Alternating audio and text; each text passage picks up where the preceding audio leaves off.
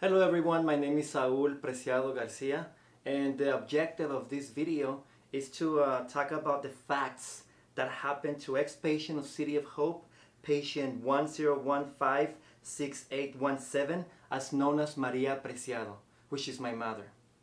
Events that took place from July 1st, 2016 to the day she died in March 14 of 2017.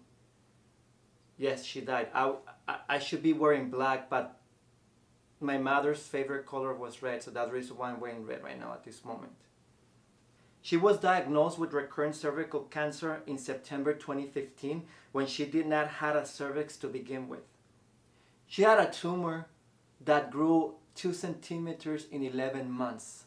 And I want to emphasize the time frame 11 months because my mother, after the surgery that they did at City of Hope, she died in 9 months.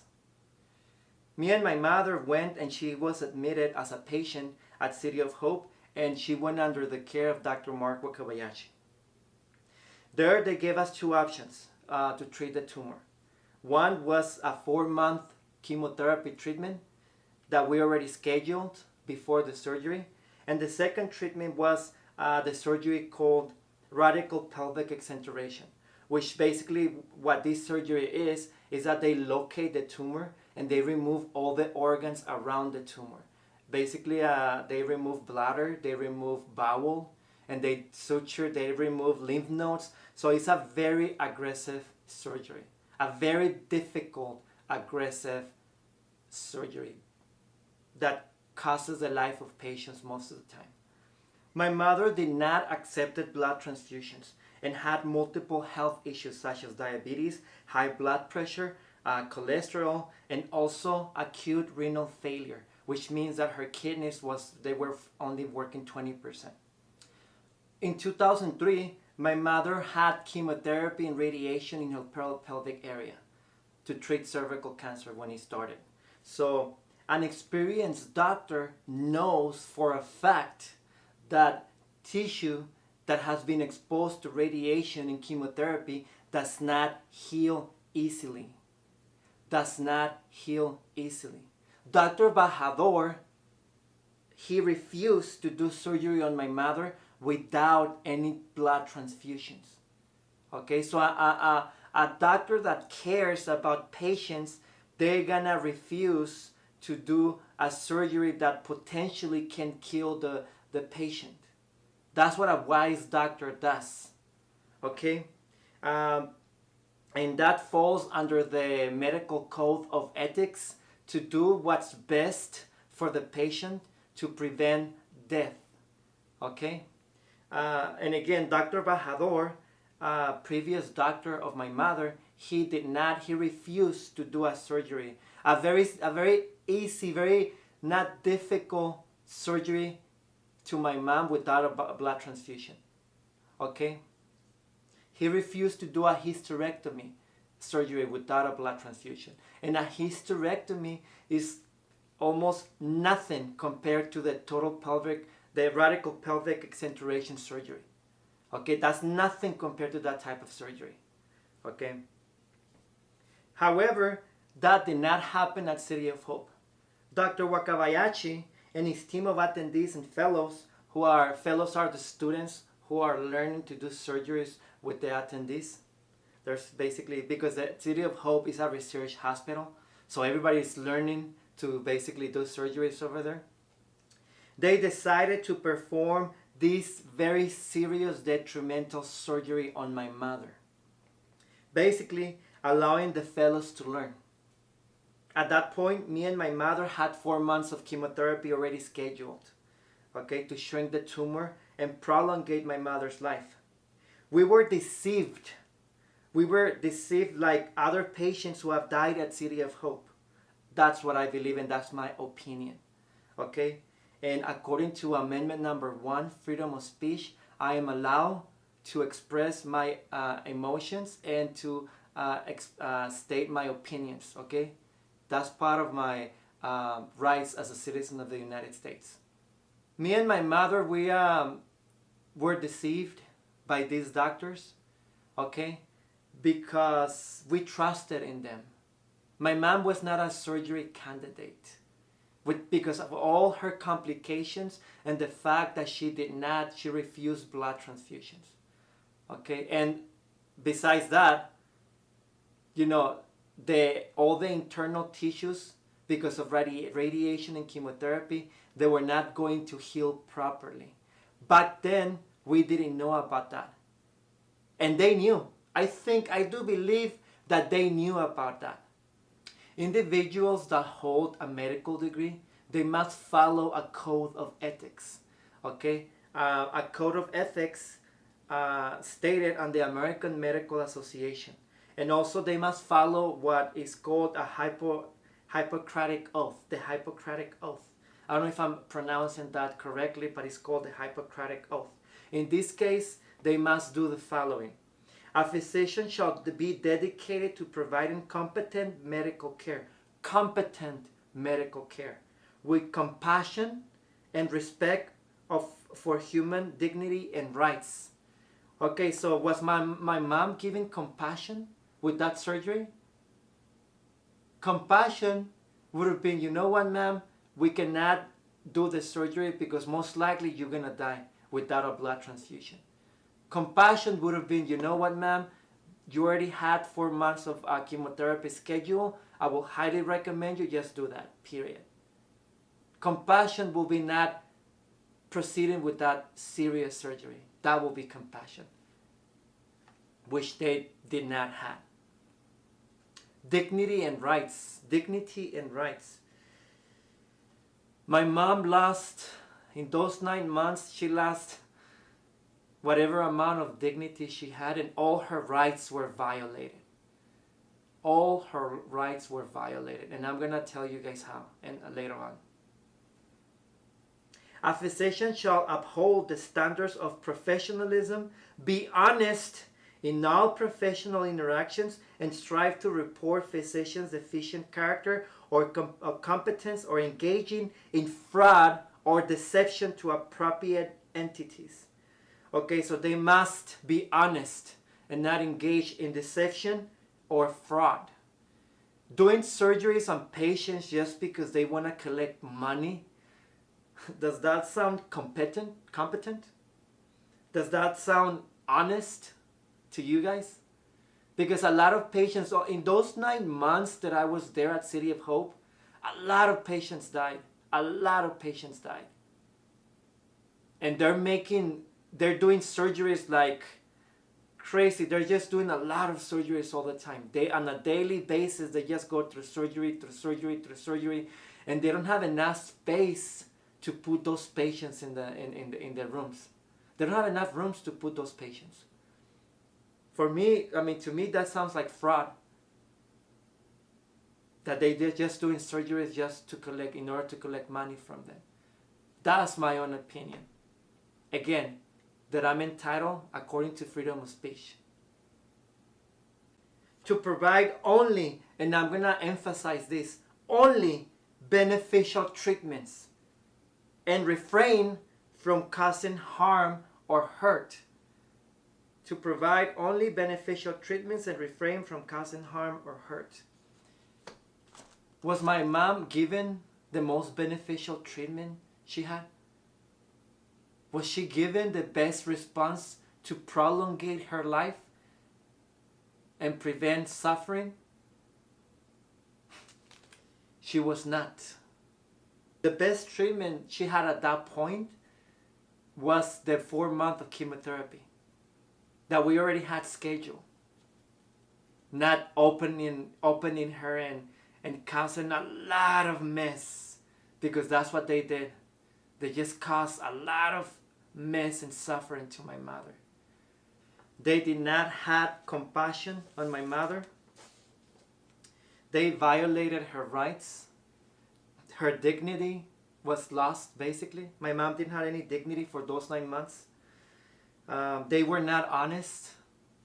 Because if they would have been honest, if they would have told my mom on that pre-surgery meeting, you know what, ma'am, there's a possibility that you're gonna develop fistulas, there's a possibility that you're gonna bleed, there's a possibility that your kidneys are gonna just stop functioning, there's a possibility of a lot of suffering, my mom and I would have decided not to proceed with that surgery. But they were not honest to my mom. The only thing they told her was, oh, what's the worst thing that can happen? You're gonna die, ma'am. That's the worst thing that can happen. Well, no, it was not the worst thing that happened to my mother. They did not provide a beneficial treatment for her. Why? Until date, I just wonder, again, I'm wondering, why was my mom put in that very bad situation? For the fellows to learn? To get money for the hospital? Those were the reasons why my mom had to suffer and die at the end for 9 months?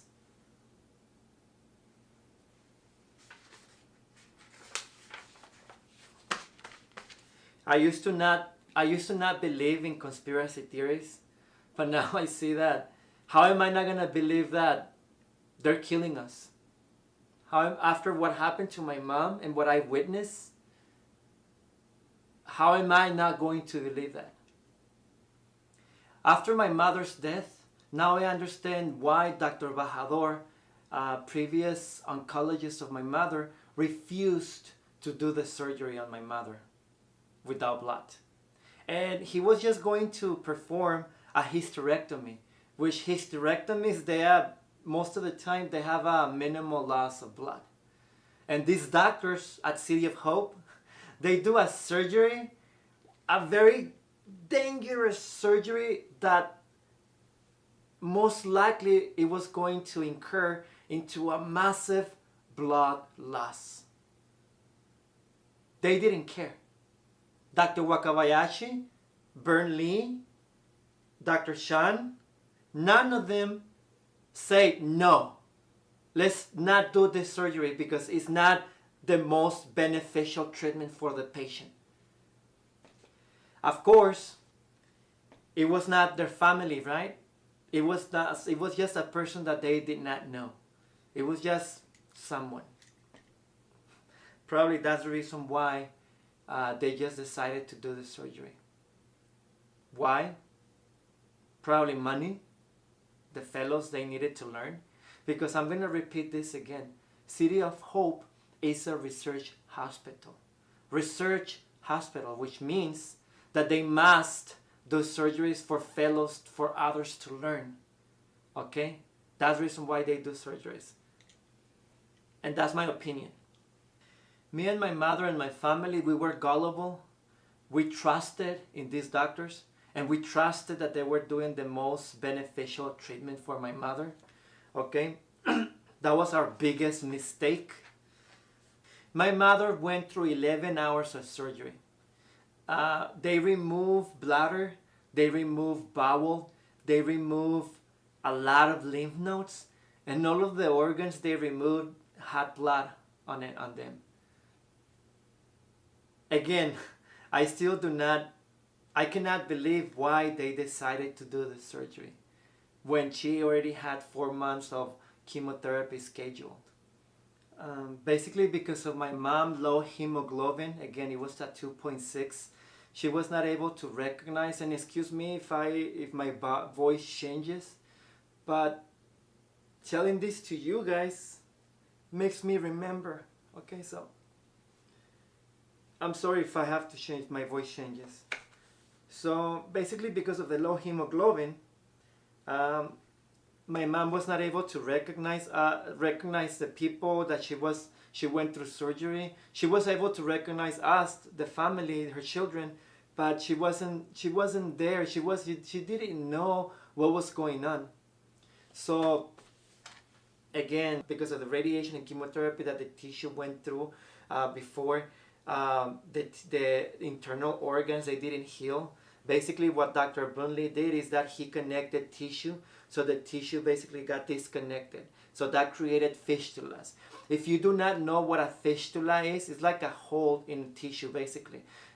Women, when you guys do, or men, nowadays we both have earrings.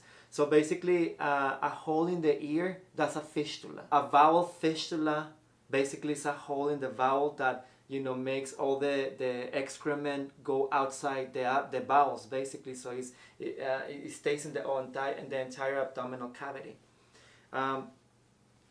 So Dr. Burnley decided to connect tissue again. It got disconnected. My mom had a colostomy and a urostomy created, which means that she had two holes here. And with one she was gonna defecate, and with the other one she was going to urinate. Okay, so everything disconnected inside my mother's abdomen. Everything disconnected, and she was just pouring fecal matter and urine together, combined through all the sutures that got disconnected, and the buttocks and in other areas that I'm not gonna talk to you guys about. So my mother was a mess. Still yet, she was able to survive, and to the point that her hemoglobin was 6 in August 12th. Okay, so she was, when that happened, when my mom's hemoglobin was at 6, she was able to talk, she was able to express herself, she was able to rationalize a little bit, but she was not competent to make decisions on her own. She was not competent to make decisions on her own. And I'm pretty sure that a lot of people and doctors can agree with me on that, and psychologists. When somebody does not have enough oxygen in the brain, they cannot make their own decisions. Okay? I don't understand why renowned doctors like Dr. Wakabayashi and his team, why they decided to do the surgery and put my mom through all that pain and suffering. I mean, you will guess that somebody that is extremely educated, that has 14 years of educational, background, like Dr. Wakabayashi once told me, and with an extensive experience doing this type of surgeries, will highly know that if they do the surgery to a patient that refuses to accept blood, that most likely the patient was going to develop these complications. Yet, they never told us about these complications. Trust me, if they would have told us about these complications, we would have never gone through that surgery. Especially when we had 4 months of chemotherapy already scheduled. So why in the world they decided to proceed with such surgery on my mother? Again, experimentation perhaps, for others to learn, for money, so they can pay for their expensive cars and their houses and lavish lifestyles. Why you guys did that surgery? And of course I'm going to be upset. Why? On August 12th of 2016, my mom's hemoglobin was 6. She was able to talk. She was able to express her needs. She was not able to move from the bed. She was not able to walk because of the low blood, and because she stayed in bed unconscious for probably a month. She lost her movement, so she was not able to walk anymore. So they had to, they have to reposition my mom every 2 hours. She needed to learn how to walk again little by little. So in August 12th, Dr. Rauf Mustafa, a fellow at City of Hope, he decides that my mom's okay to be discharged to a long-term care facility. Okay, so he comes to me and tells me, you know what, your mom is ready to discharge. My mom was complaining. She didn't have any bowel movement for days. She was complaining of abdominal pain. So I told Dr. Rauf, you know what, Dr. Rauf, I don't think that my mom's ready to discharge. So I refuse to sign any discharge documents until you guys perform a CAT scan on my mother And you guys know for a fact that my mom's okay to discharge. Okay, so at this point, my mom has a level 6 of hemoglobin. Any single mistake could have cost my mom's life. You guys agree with me on that? So I told, again, Dr. Wakabayashi was not present. He went to Hawaii because apparently his father died of cancer. So Dr. Rauf was working underneath Dr. Wakabayashi. He was making all the decisions. So I told Dr. Rauf Mustafa, you know what? I refuse to sign discharge documents. Please do a CAT scan on my mother to find out, to see if there's no abscesses or whatever. And then he refuses to do it. He says, no, your mom's okay. So he signs he makes Dr. Wakabayashi, because after I saw the discharge document, he had the electronic signature of Dr. Wakabayashi. So both of them, Dr. Wakabayashi and Rauf, decided to discharge my mother with, again, abdominal pain, no bowel movements for days, and with the hemoglobin level of 6. So a nurse, an RN called Ella Navarro, the case manager of my mom, she comes to me and she tells me, we need to discharge your mom right now, because the doctor already gave the order. If we do not discharge your mom right now, you guys are gonna pay the bill. You guys are gonna pay from this point forward. So I told Ella Navarro, I refuse to sign any discharge documents until I know for a fact that my mother is in good condition to discharge. Okay, and then she looked for places in LA to discharge my mom, whichever place it was more convenient for her. The job of a case manager is to help and advocate for the patient and try to look the best placement for the patient, not to place the patient wherever they deem good to do so. Okay, just so you guys know. So, and sometimes some case managers, they don't want to do the job, the research. So basically I had to do the research for her. So I told her, the hospital, that we wanted to be discharged just in case if my mom was good to be discharged. So I told Ella Navarro, no, I'm not gonna sign documents. I don't care if we have to pay. If you guys charge us from that point forward, the hospitalization, I'm not gonna sign any discharge documents. So what Ella did is that she waited for me to leave the room, and she went inside and she made my mother sign the discharge documents in English when my mother did not understand or read English. She was a Spanish speaking person. She made my mom sign the discharge documents, and she did not told me or her about the rights that we had to appeal the discharge. Because you have you have the right to appeal any discharge in any hospital. So she didn't communicate that to us. She decides, again, as soon as I leave, she made my mom sign the discharge documents in a language that my mom did not speak or read. And she relied on the decision of a patient that, again, did not have a bowel movement for days. She had abdominal pain. She had her abdomen was swollen, and she had a hemoglobin level of 6. She had a hemoglobin level of 6. Was my mom able to make decisions at that point? I want to ask any psychologist in the world, or anybody with the experience in the mind, is someone with a hemoglobin level of 6 and with a lot of abdominal complications able to make decisions on their own? Someone that basically did not know what's going on? Well, she made my mom sign that document. And guess what? When I came back from the restroom to my mother's room, they kicked us in 30 minutes. So they kicked us from the City of Hope. They did the detrimental surgery on my mother, risking her life, right? And they kicked us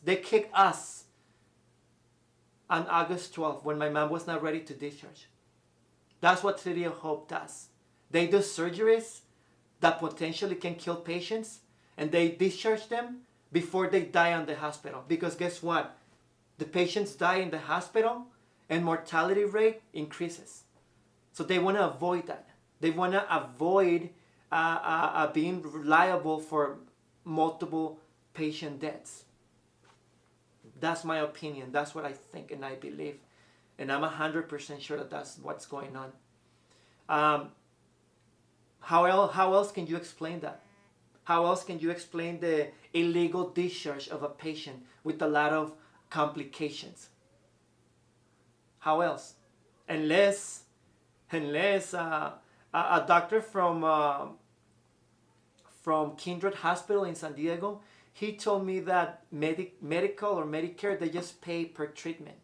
Meaning that, and this is an example, and that's what he told me. I didn't research on that because I tried to call those agencies, and it's hard to talk to people and make them get and make them respond answers.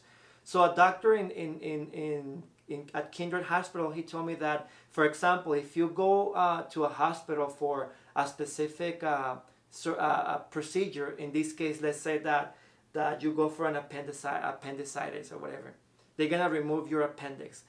The hospital gets paid only a specific amount for that treatment, and basically they're not gonna pay more. So a patient becomes an expense instead of revenue after days.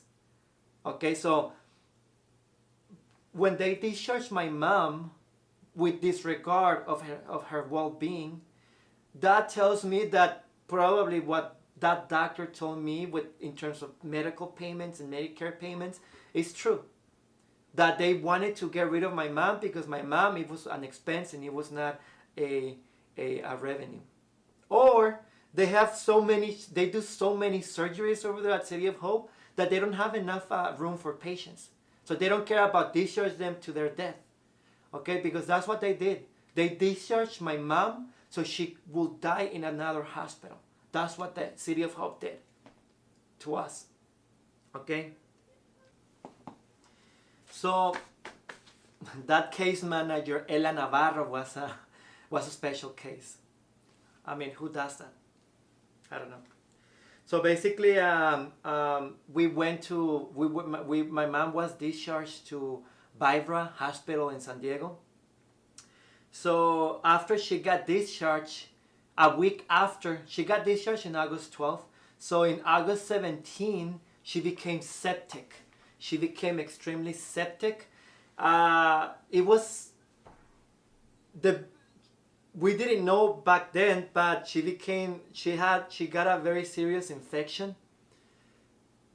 So what happened is that when we went to on August 19, she got discharged to Sharp Memorial in San Diego, and they find out over there in that hospital, they find out that my mother had multiple abscesses in the abdomen and the pelvic area, which means that an abscess is just basically a balloon of pus or of a lot of or fecal matter or a lot of contaminants. It's just a balloon of a lot of contamination and infection that are developed when patients have fistulas.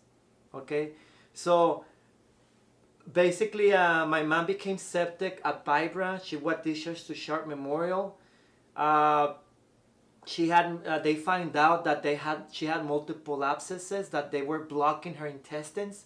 So basically my mom, since all the abscesses were blocking their bowels, the ostomy was not working, and not even the urostomy, and my mom started defecating from the mouth. Whatever was coming out of everywhere was coming out of the mouth. So now you guys can see how humiliating was that, and how I the only thing that pops into my mind, I mean, is that the way of dealing with a human being? Violation of human rights. My mother's human rights were violated when she got discharged from the hospital with all those abscesses in her abdomen. To the point that, again, she was defecating from her mouth. Sharp told me that those abscesses, they didn't develop from one day to another. That my mom developed those abscesses a month before she was treated at Sharp, approximately.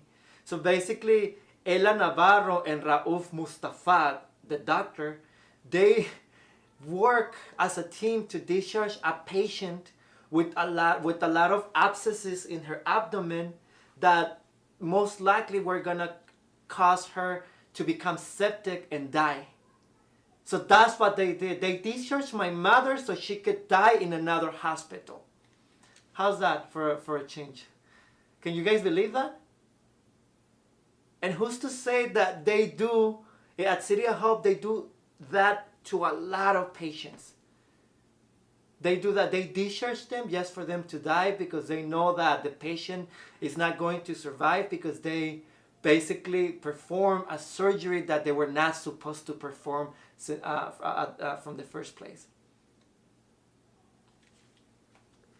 So that's what Sharp doctors told me that my mom had, and that's what the proof, I have proof, medical records from Sharp stating that she had multiple abscesses, okay, that they were huge. So they drained the abscesses and my mom was able to be able to, the ostomy started to work again. Or she was able to defecate from whatever place she was defecating again. So basically my mother's condition improved. So, but she was still septic, so they gave her a lot of antibiotics. She went through a lot of antibiotics and a lot of medicine, and she was able to that stopped. The infection stopped.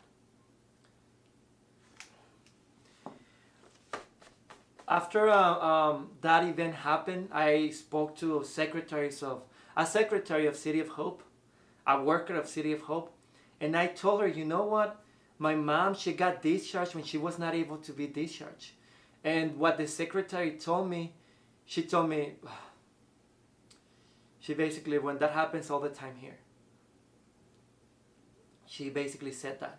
So basically that told me that patients are being discharged from City of Hope when they're not ready to be discharged. Again, because they do so many surgeries at that hospital that they're not able to keep up with patients. And again, they rather patients die in other places rather than dying in the hospital and have a high mortality rate. I want to define the word coward. A coward is someone that does not accept responsibility for their actions, okay? Someone that is deceiving, okay? When we went to to Sharp, the doctors, they told me that the reason why my mom had all those fistulas, it was because probably, most likely, the tissue disconnected because of radiation of chemotherapy that my mom went through in the past. Okay, that it was not the blood, the reason why she developed all those complications. City of Hope doctors, everything that happened to my mom, they blame it to the blood, the lack of blood. Basically, they never said, oh, you know what, we should have never done this surgery in the first place. The surgery was a mistake.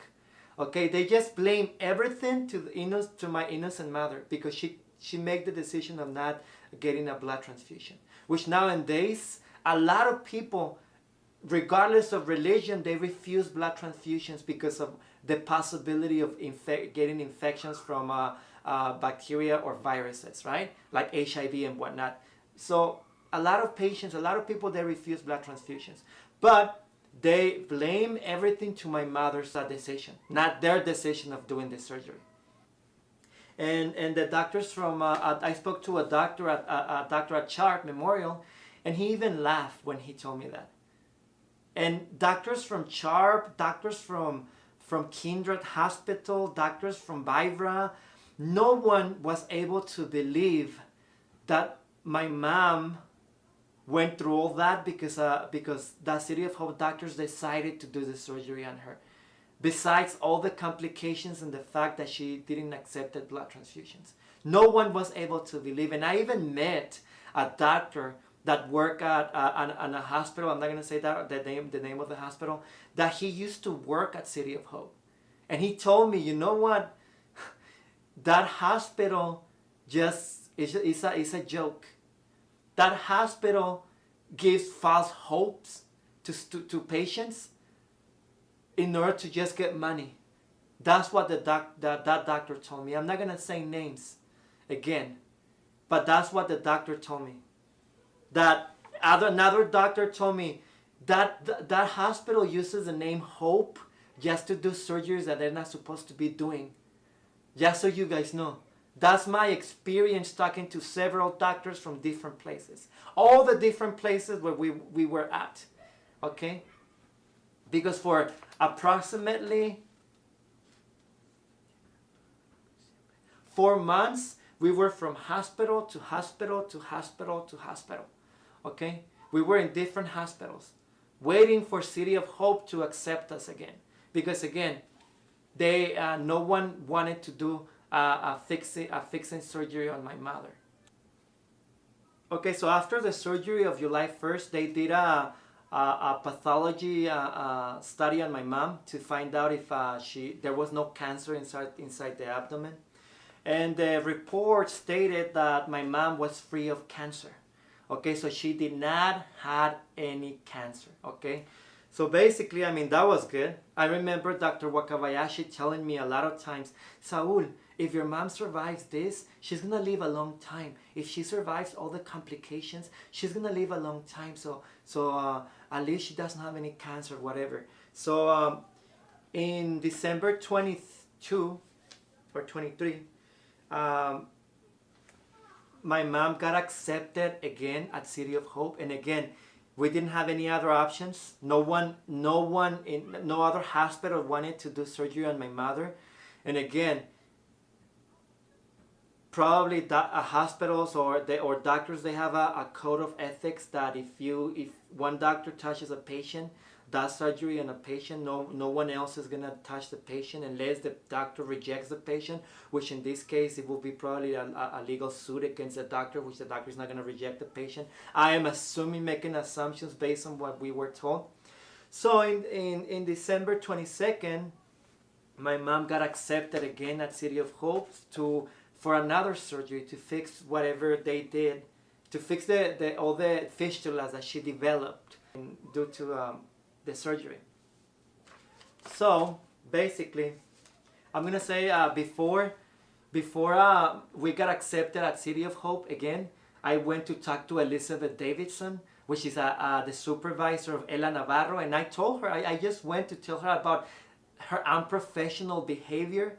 And when as soon as Elizabeth Davidson talked to me, she talked to me rudely. She basically raised her voice to me. She was extremely disrespectful.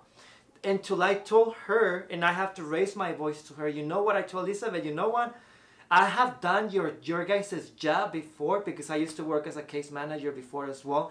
And I know for a fact that you guys need to take any necessary action for the well-being of the patient. Something that Ella Navarro failed to do that day. And deceitfully, she discharged my mother, right? So I had to basically raise my voice to Elizabeth Davidson, so she could, lower her demeanor behavior towards me, and she was able to, so she could talk to me in a very nice way. Okay, and that's not the only time that I received a complaint from a patient at City of Hope. And she told me that Elizabeth Davidson was extremely rude to her as well. That many case managers at City of Hope, they do not do what's best for the patients.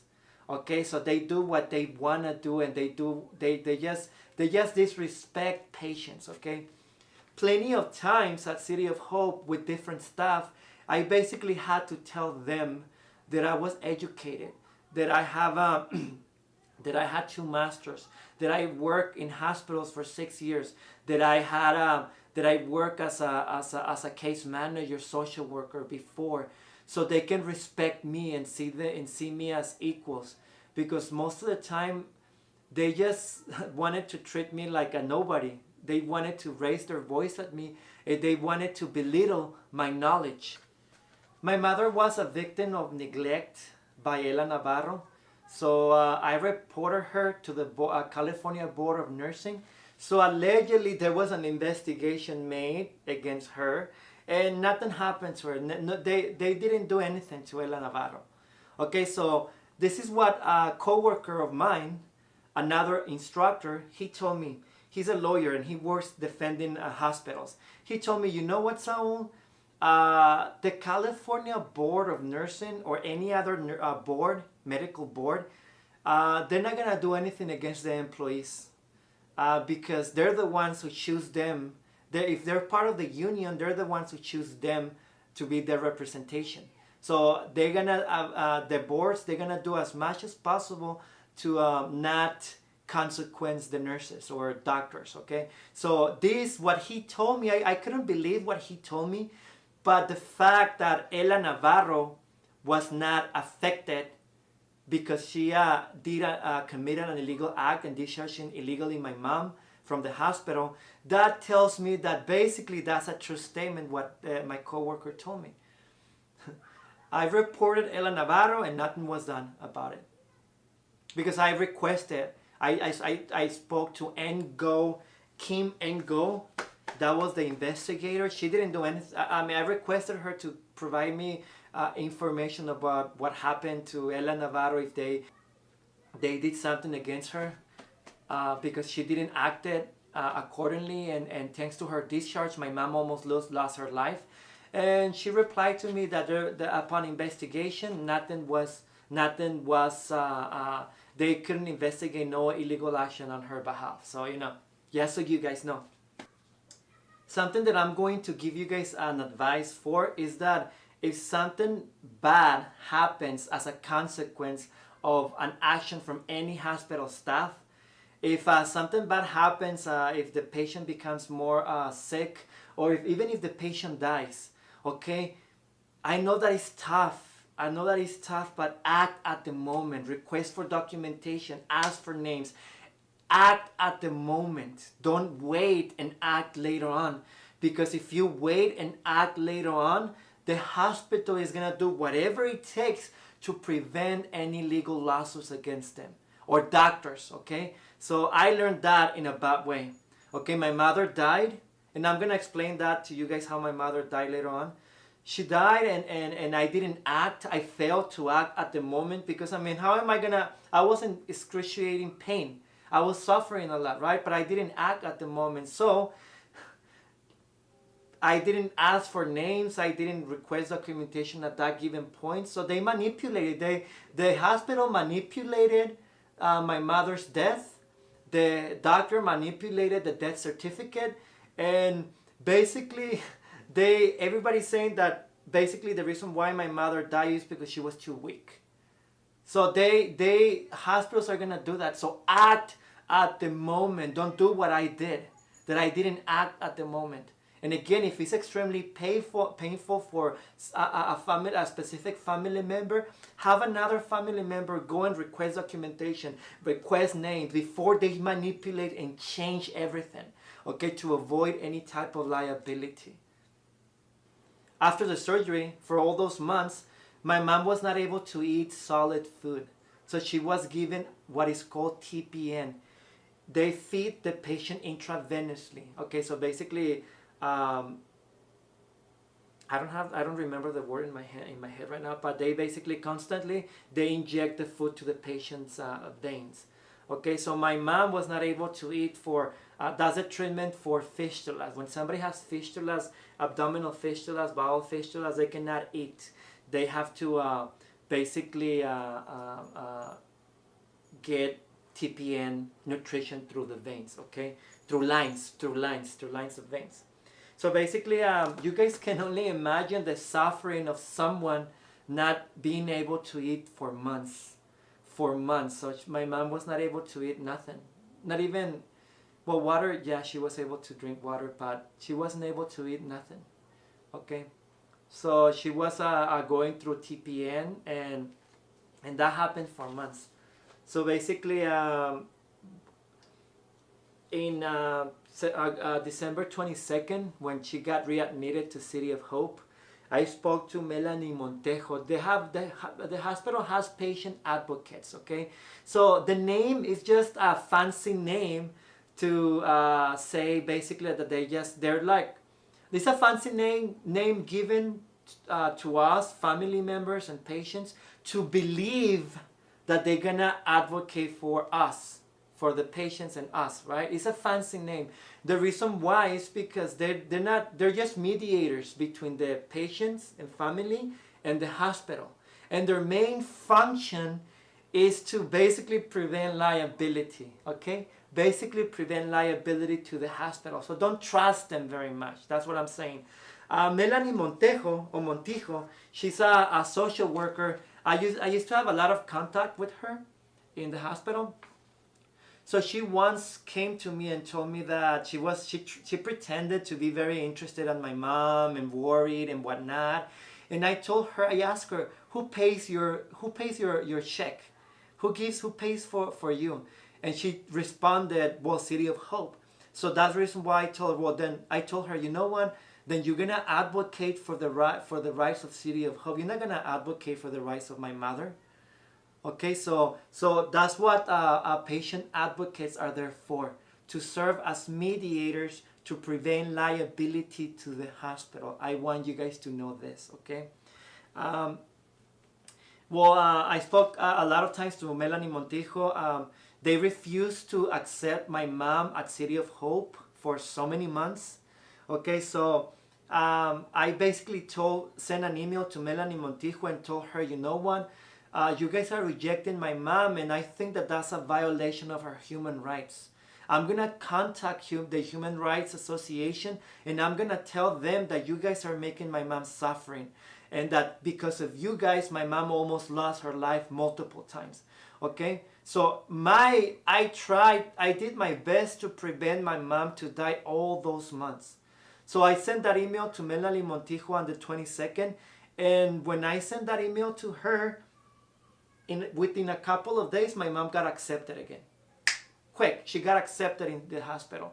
And I explained Melanie Montijo, no one wants to fix what doctors at City of Hope did to my mom. No one wants to fix that in any other hospital. So it's your guys' obligation to accept my mom and try to fix what you guys did wrong. Okay? So they accepted us. So we went back to City of Hope. By then, my mom probably almost lost her life like 3 times because of infections in the bloodstream due to all the feces and everything that it was pouring outside her abdomen, okay, because of abscesses and whatnot. That's what a radical pelvic exenteration is, okay, guys? So you guys know, as patients and as family members. What City of Hope needed to do to fix my mom's problems, it was to redo the surgery. Basically, what they had to do is that because Dr. Bern Lee, one of the best oncology doctors in the nation, right? He, in the first surgery, what he did, he tried to connect tissue. So that tissue that he tried to connect got disconnected, right?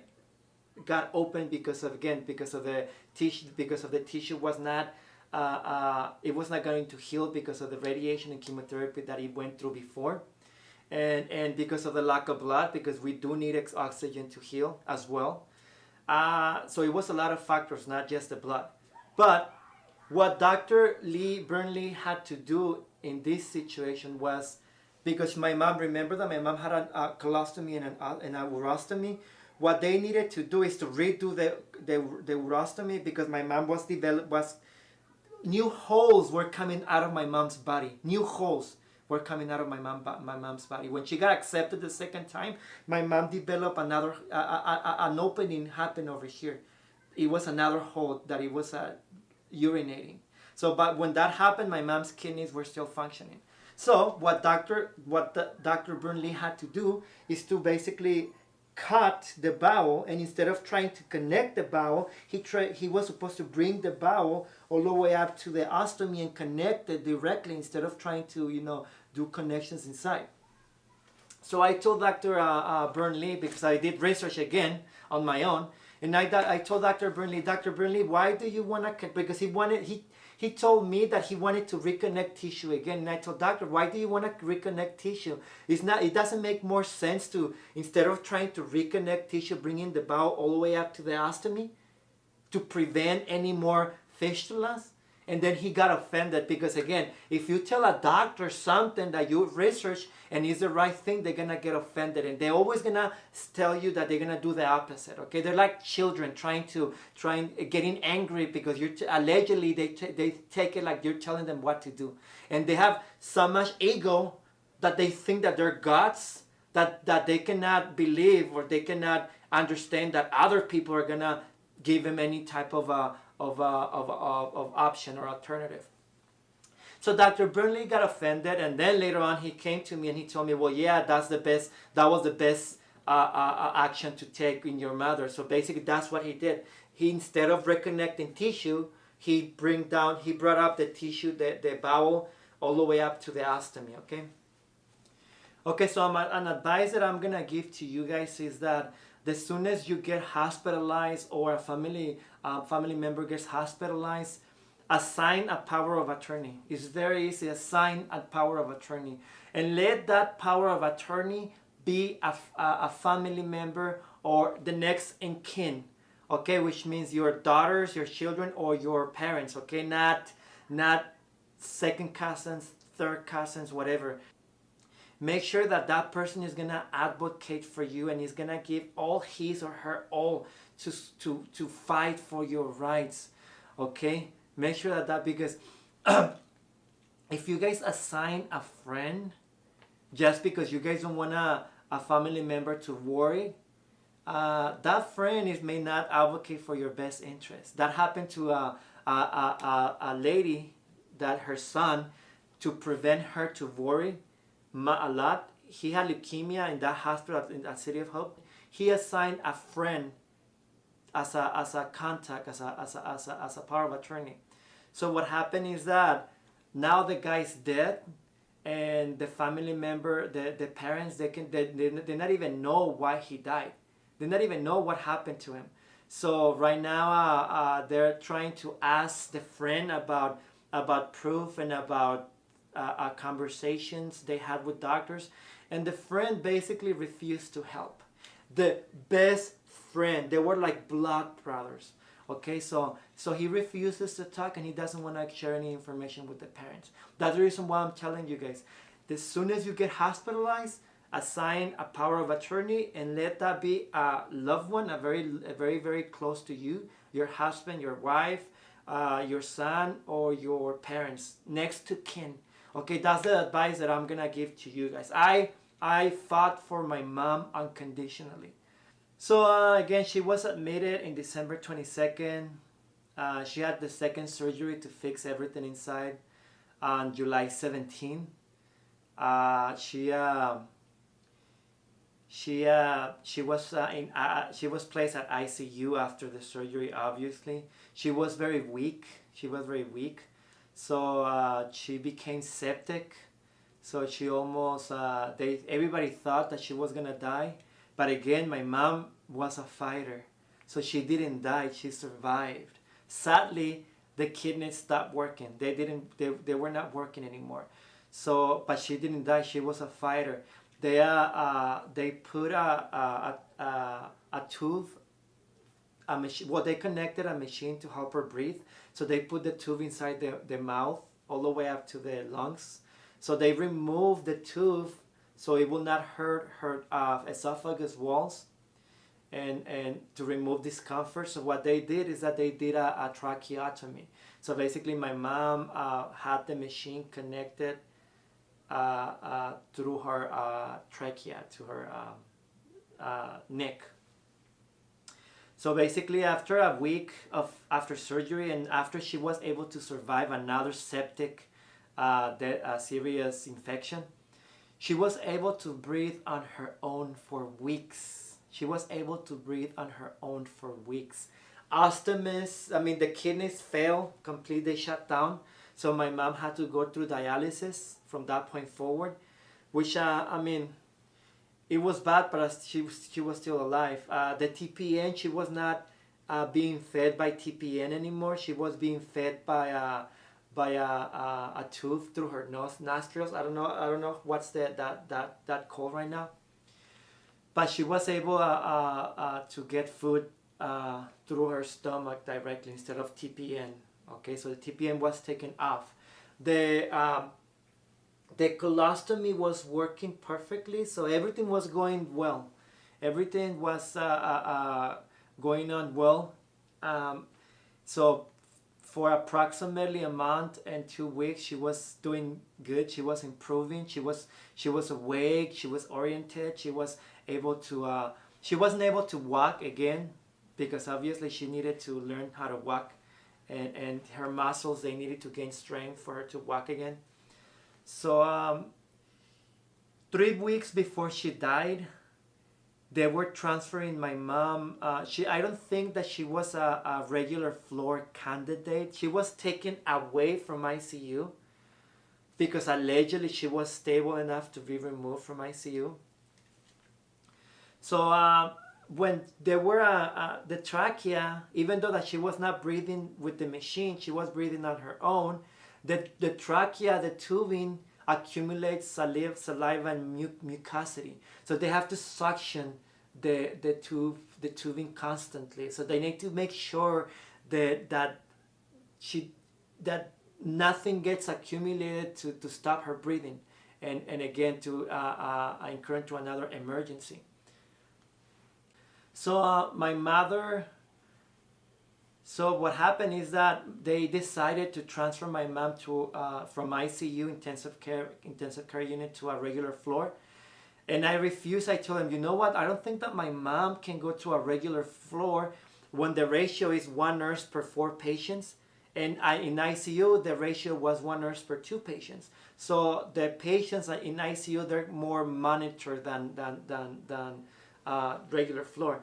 And my mom was not able to speak because of the trachea, the trachea that she had on the tracheostomy that she had over here. So she was not able to speak. So she was not able to, ask for pain medication. She was not able to applicate for herself. So they moved her to the regular floor. One of her lungs collapsed. So she went back. They took her back to ICU. And the reason why I am assuming that the lung collapsed is because the nurses in the regular floor were not paying attention to my mother the way that they were supposed to pay attention to her. And I think that she was not suctioned correctly. She was not suctioned every so often. The time she needed to be suctioned from the trachea, so to avoid any mucosity and saliva and whatnot. So her lung collapsed. Again, she was taken to ICU. And then after that, they said, oh, your mom's stable. She needs to go to a regular floor. And I told them, no, my mom's not stable. You cannot take her to a regular floor because she needs more direct attention from the nurse. And they still rejected my petition, and they moved my mom to a regular floor again. And in the regular floor, and that happened every weekend. They removed my mom on the weekend when no doctors, only on-call doctors were working, not the regular doctors. So again, the first weekend, her lung collapsed. She went back. They discharged my mom on a Monday again to a regular floor, and coming the next weekend, the next Friday, I left. My sister came, and my mom had a discharge. A discharge that I noticed before I left, because the nurse was cleaning my mom, but she didn't notice the discharge. It was a lot of blood that it was in the abdomen. It was like something that it was inside the abdomen after the second surgery, something that accumulated. But it was just blood and pus and all that stuff. So it was like a post-surgery liquid formation. So the nurse went into the room and she cleaned my mom, and she didn't realize about that discharge. And I was the one who noticed that, not the nurse that was working at that time. So I saw all the entire blood discharge. So I told them, well, you know what, can I talk to the doctor? They communicated to the doctor, and the doctor, the on-call doctor, said that it was a probably post-surgery liquid, that it was formed, that it came out, and blah blah, it was normal. So again, my sister came, and I left, and my mom's blood pressure dropped so much that they had to move my mom again to ICU, okay, on a Sunday. So I came back on Monday. They stated that my mom was stable to be moved to the regular floor again. So she was moved to the regular floor again. And I told them, please do not move my mother. And the reason why I said that is because at that point, my mom was sent to a regular floor 2 times, and she was sent back to ICU.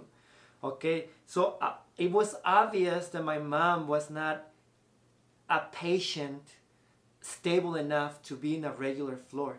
But again, they do so many surgeries at City of Hope that they're just transferring patients like toys from one place to another, or discharging them to die in other places. Okay, remember that I spoke to you guys about that? So the illegal discharging does not happen only externally, but it happens internally. Okay, so I knew that my mom went back to ICU twice, one because of low blood pressure, and the second time because of the lung that collapsed because of the lack of suctioning of the trachea. So I told the nurses, please, I told the hospital staff, please do not send my mom to the regular floor again. She's doing so good, she's improving, she's healing. Oh, and I forgot to mention, after the second surgery, my mom had a wound, like the staples from the wound, because from the opening, staples from this distance, from here all the way up to here, they just removed, they just deattached the staples, the surgery staples. So my mom had a big, huge open wound in her abdomen. So that tells me, that makes me think that, I mean, who makes the surgeries, attendees or fellows? Because I mean, the first surgery, all the sutures of my mom and everything got disconnected, and now on the second surgery, all the staples just got pop out. So I'm assuming, I mean, who's making these surgeries? So anyways, so I begged them to please not send my mom to the regular floor, and they did not listen to me. So they sent my mom to the regular floor. So everything was doing well. My mom was responsive. I still remember from Monday through Thursday, she was able to recognize, and she was able to do everything.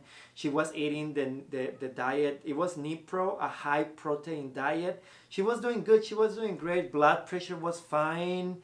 There was a blood pressure machine in the room, my mom's room, because she was an infectious protocol, and everybody that was going inside the room, they had to wear gowns.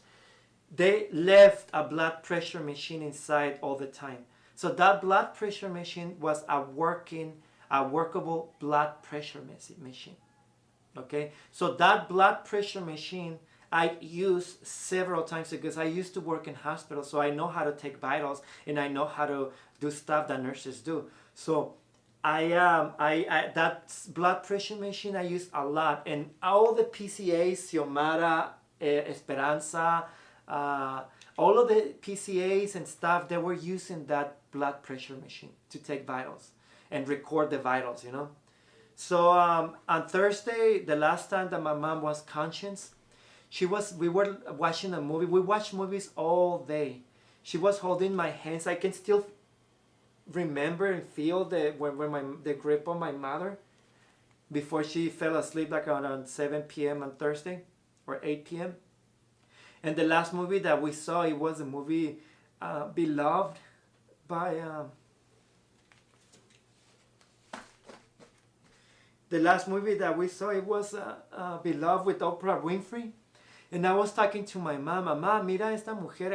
I mean, she's crazy, right, Mom? I mean, my mom was laughing. She was agreeing. She was looking at Xiomara, the PCA. My mom was in good condition. She was eating. She was in excellent condition that Thursday.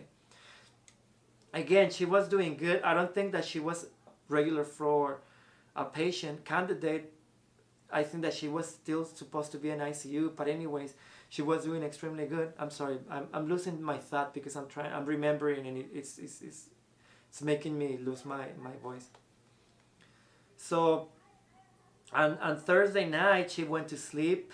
Xiomara was the one that she's a fabulous PCA, patient care assistant. She was taking care of my mom. She took the vitals with the blood pressure machine that was left inside my mother's room all the time. My mom had another assistant taking care of her one-to-one, because it was a PSA, patient safety assistant, because my mom, she was not able to communicate on her own, and sometimes she will forget. She wasn't able to speak, so sometimes she had so many lines connected and so many stuff going on that sometimes she will forget. She will try to pull stuff. She will try to pull the nostril tube that was feeding her. She was trying to pull. So I requested a one-to-one nurse to be with my mom, which I had to beg basically for them to put one, because I told the nurse manager Mildred, and I told all the supervisors to please not let my mom alone, because she was not able to, again, advocate for her own. Because we were there with my mom. Even though we were there with my mom, we needed to go and we needed to sleep at night, and we needed to go and use the bathroom and take showers and whatnot. So that's the reason why I told the nursing staff, can you guys please put a one-to-one on my mother, so so we can avoid. We made so much progress that I wanted to avoid anything that will cost my mom's life. Okay, so after begging them, because I told Mildred, the nurse floor manager, the RN, I told her, you know what do you want me to do? You want me to basically beg you? I can put myself on my knees and beg you to please put a one-to-one nurse on my mom, because she needs to be observed and supervised 24/7. Because again, the regular floor nurses were assigned 4 patients per nurse, so they were not gonna be with my mom 24/7, And some of the nurses there, some supervisors, they told me, you know what, Saul, we cannot give your mom a one-to-one because that's going to cost the hospital. If we're going to have to pay money for that. So I want to ask you, family members, to take care of your mom. And I told the supervisor, wait, it's not our obligation. It was not our decision to do the surgery on my mom in the first place.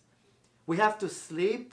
We have to be functional. So how can you guys tell us that we need to supervise? We need to work basically for the hospital. Why are you telling me to work, to do what you guys are supposed to do? It's not my fault that you guys don't want my mom to be in ICU where she's gonna be supervised very well. It's not my fault that you guys decide to put my mom on a regular floor. So why do we have to work and take care of my mom completely? It's your guys' obligation to put someone to supervise that the patient doesn't die, right? Oh, but Saul, that's going to cost the hospital. Do you think that I care if the hospital pays money for the mistake they did? So basically at the end, because I have to beg, they put a one-to-one patient safety assistant, so they can be with my mom, sitting with my mom 24/7 right next to her. Of course, we didn't abandon my mom. We were still there 24/7 with her as family, but we had somebody extra to watch for her when we used to go to the bathroom or whatnot. So, and I had to work. So basically, sometimes I had to go to work and leave for 2 hours or 3 hours and then come back. And I knew that while I was out, somebody was supervising my mother, right? So that's the main reason why I advocated for a one-to-one PSA. So again, there was somebody with my mom 24/7. Okay, everything was doing well. On Thursday, again, we watched Beloved. She gave me her hand. I was talking to her. She was agreeing with me. So on Friday, my mom's ammonia level went up. So when the ammonia in the bloodstream increases, that gives you brain encephalopathy. Okay, so basically what brain encephalopathy is that it puts the patient in a comatose stage. So basically the patient just sleeps all day. and it's not responsive. Okay, so on Friday morning the brain encephalopathy kicked in because high ammonia levels in the bloodstream. So my mom was not responding. So on Friday night, Dr. Risby, Amna Risby, which is the nephrologist, she was the nephrologist of my mom. What she did is that she put my mom under lactulose, which is a medicine it's like a diuretic medicine that brings down the level of ammonia. So basically, the ammonia is being taken out of the body in the form of, in the feces. So basically, she put my mom under that lactulose. So the ammonia levels went down on Friday night. So my mom again became responsive. My brother and my father came and she responded to them. She responded to Xiomara, the PSA, and my mom even turned to Xiomara and smiled at Xiomara. Okay? So I left for the weekend, and my dad and my brother stayed. So when I came back on Sunday, my mother was not responsive again, and the ammonia levels increased again. So I had to do what I had to do. So I did my research. And I find out that when the protein is being processed by the liver, that the breakage of protein releases a lot of ammonia. That's what I find out on my research and online. Like over here is you guys can see in the back of me. So ammonia is the protein breaks down when it's being processed. It releases ammonia, right? And that increases the level of ammonia in the bloodstream. Then the kidneys, they urinate the ammonia through the urine. So the kidneys, they urinate the ammonia. That's the reason why our urine smells like that. It smells like ammonia-ish. So I researched that again because no one at the hospital, the doctors, apparently I think that no one knew that my mom's ammonia was increasing due to the high protein diet that she was placed on, which is Nipro. Nipro is a liquid like Ensure that is given to patients with that their kidneys are not working. So what happened is that on Sunday when I came at night and I realized that my mom's still ammonia levels were high and she was still in brain encephalopathy, not responsive because of that. I told the nurse, you know what, after I did my research, can you please call the doctor, the on-call doctor, so he can come and talk to me and that was on a Sunday, and we can discuss about the brain encephalopathy. Can you please remove the diet from my mom so the ammonia levels can go down, because she was in lactulose, but the lactulose, it was not working as fast as the ammonia, as the protein was breaking down, and the ammonia levels were increasing. So that's the reason why I told the nurse. The nurse refused to call the doctor, or she called the doctor, that's what she said. And the doctor refused to come and talk to me because, again, they're gods, they know everything. So what the doctor did, because my mom started twitching because of the brain encephalopathy, so what the doctor did is that he prescribed, the doctor's name was Sharon Manhas. Sharon Manhas, I don't know if he's a female or a male. But with what this doctor decided to do, instead of going and talk to and assess my mother in person and talk to me, what he decides to do is that he gives Ativan to my mother. He gives an Ativan shot to my mother to stop the twitching. So what Ativan does is that Ativan at times it lowers blood pressure. So that's what Ativan does. So he decides to just tell the nurse, just give her a shot of Ativan for the twitching. She refused to come and talk to me. So I told the nurse, can you please remove that diet from my mom, because I know that, and I explained the nurse, and I'm not even a nurse. Nurses, they take microbiology, take all these classes to be able to treat patients and provide the best care. I'm not even a nurse. And I did my research, and I even told her the reason why the ammonia level is not going down for my mom is because of the high diet that she's being put on. Can you please remove the Nipro and find another alternative so the ammonia levels can go down? And she refused. The nurse refused. She called the doctor. They gave her Ativan. The Ativan, sometimes Ativan doesn't go away the person's system right away. It takes days or hours. So I was going crazy. I went to, we had a mobile home in the hospital park. So I went to the mobile home to just think. I was going crazy. I knew that doctors were going to show up at 6 in the morning like they did for the last 9 months, or like all the months that she was at City of Hope, and the other months in any other hospital. But at City of Hope, for sure, for all my mom's stay hospitalizations, the doctors, they will always go at 6 in the morning, from 6 to 9, 6:30, they were there assessing my mom. So I realized, you know what, since I cannot do anything because Dr. Manhas refuses to come and speak to me, and the nurse refuses to remove the diet, the protein diet, the high protein diet from my mom, that is increasing the ammonia levels in her bloodstream. I just went and I tried to sleep. I couldn't sleep all night because I knew that something bad was going to happen. I knew that basically my mom was going to be in big, danger. So I went back in the morning at 6 in the morning. So I stayed from 6 to 9 and no doctor showed up.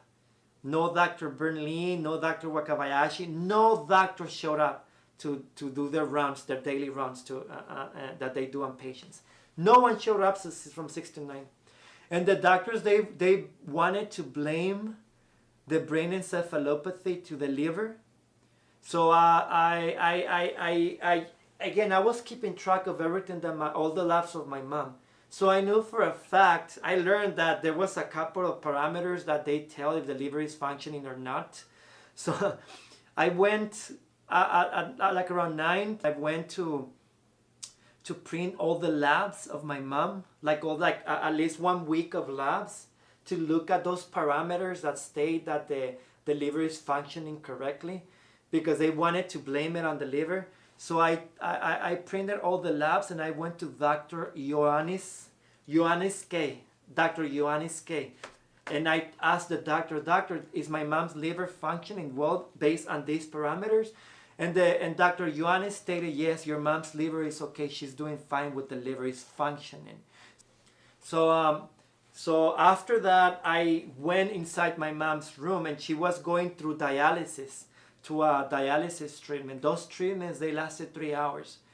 And when they pull blood outside the body, the blood pressure decreases. That's one of the side effects of the dialysis treatment.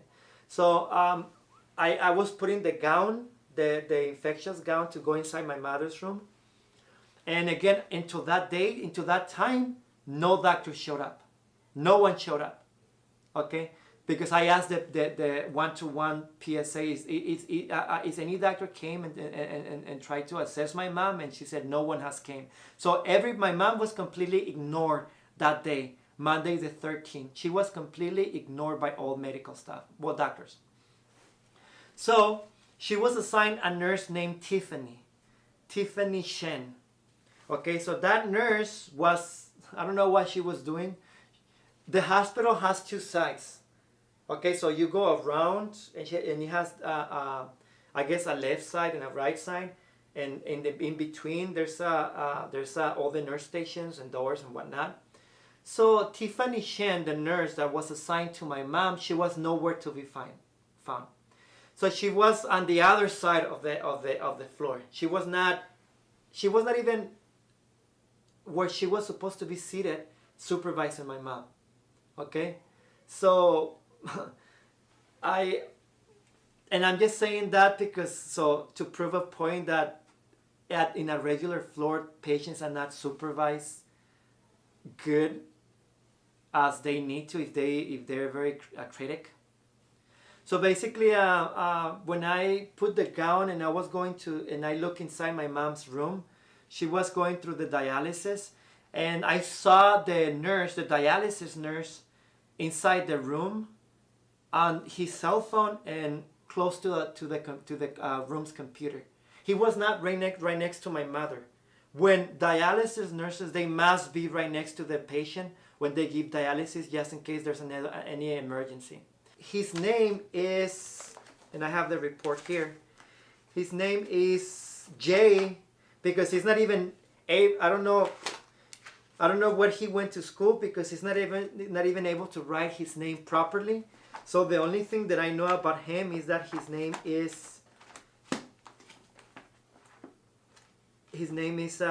Lapito or Lapioto Joe or John. I don't know what his name is, but it's Lapioto John, or again, I don't know what his name is. He's not able to write correctly his name on the dialysis chart.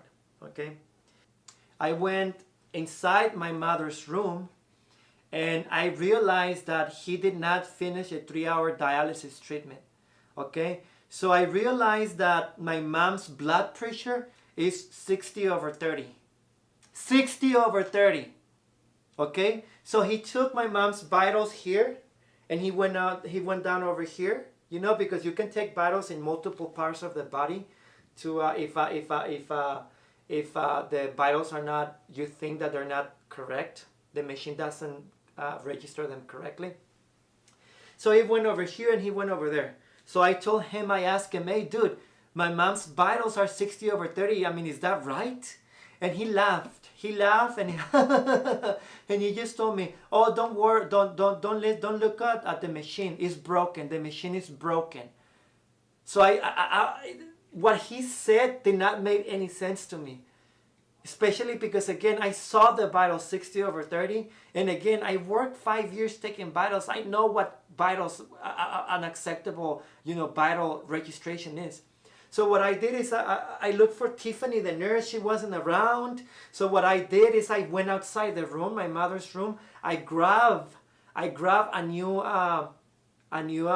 blood pressure machine from anywhere. So Tatiana, a nurse, Tatiana Sayanana, or Tatiana, the nurse, she told me, Saul, what's going on? And I told her, you know what? I don't find Tiffany, the nurse, and my mom's blood pressure is extremely low. So what Tatiana did is that she went to me inside my mother's room, and the soonest we walk inside the room, they took me outside the room. They took me out. She not even had time to take the blood pressure of my mom.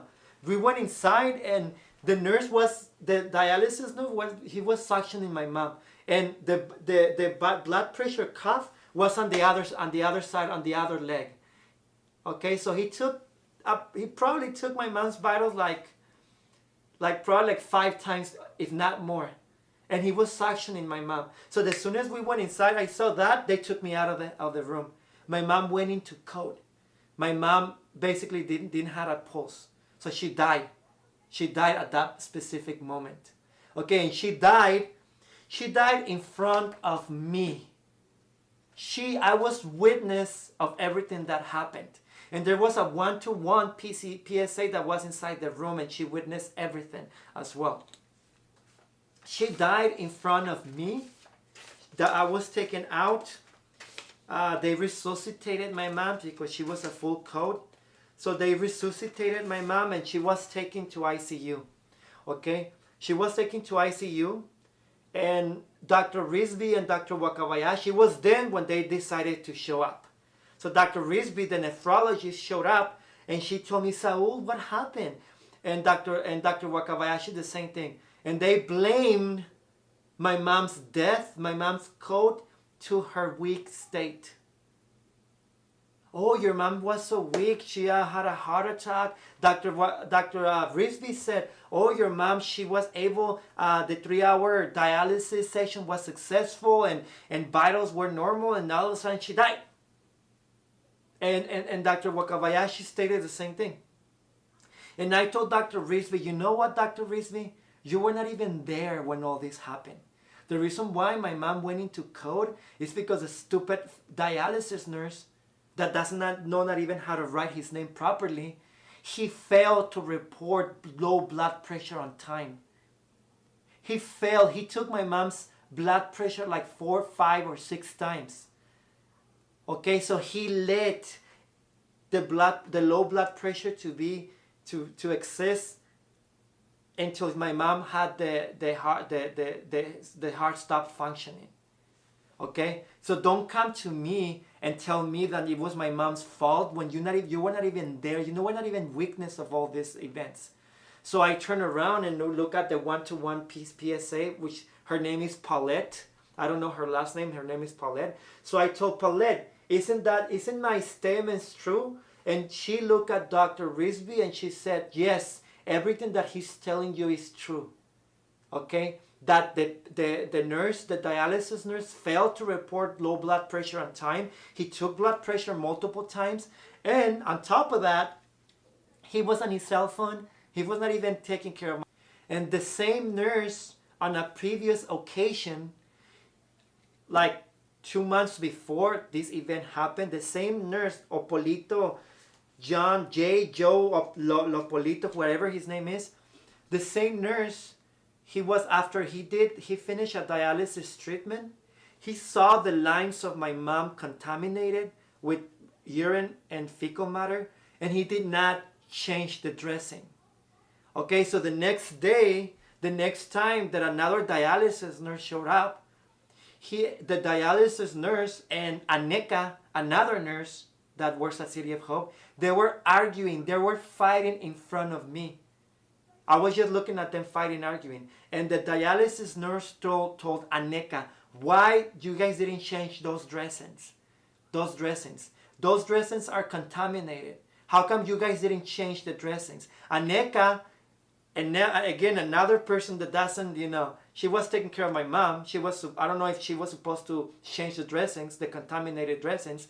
So Aneka defended herself and said, no, we're not supposed to change any dialysis line, dressings. It's your guys' responsibility. So they were, fighting amongst each other. The dialysis nurse ended up changing the dressings, and he told Aneka, the nurse, who was the last person that gave dialysis to this patient, and she refused to say the name. And that nurse was the guy that killed my mother because he killed my mother because he didn't report the blood pressure on time, the low blood pressure on time. It was the same nurse. Okay, and again, they were arguing in front of me. Okay, so again, at that point, when all this arguing happened in front of me, I didn't know that a contaminated dressing could incur into a very serious infection. Now I know, and now you guys know. Okay, so if you guys, any line that your family members have, make sure that those lines are free of contamination and they're clean. And if they're not, make sure that nurses do their job and they change those dressings regardless of who it is. Okay, regardless of who it is. If it's the floor nurse or the dialysis nurse. But if the dialysis nurse is not present, make sure that the floor nurse does it. Okay? Because Aneka was saying that it was not her job, but I'm pretty sure that she was supposed... she saw the dressing. She saw the dressing multiple times when she was taking care of my mom, and she refused to change the dressing. Come on.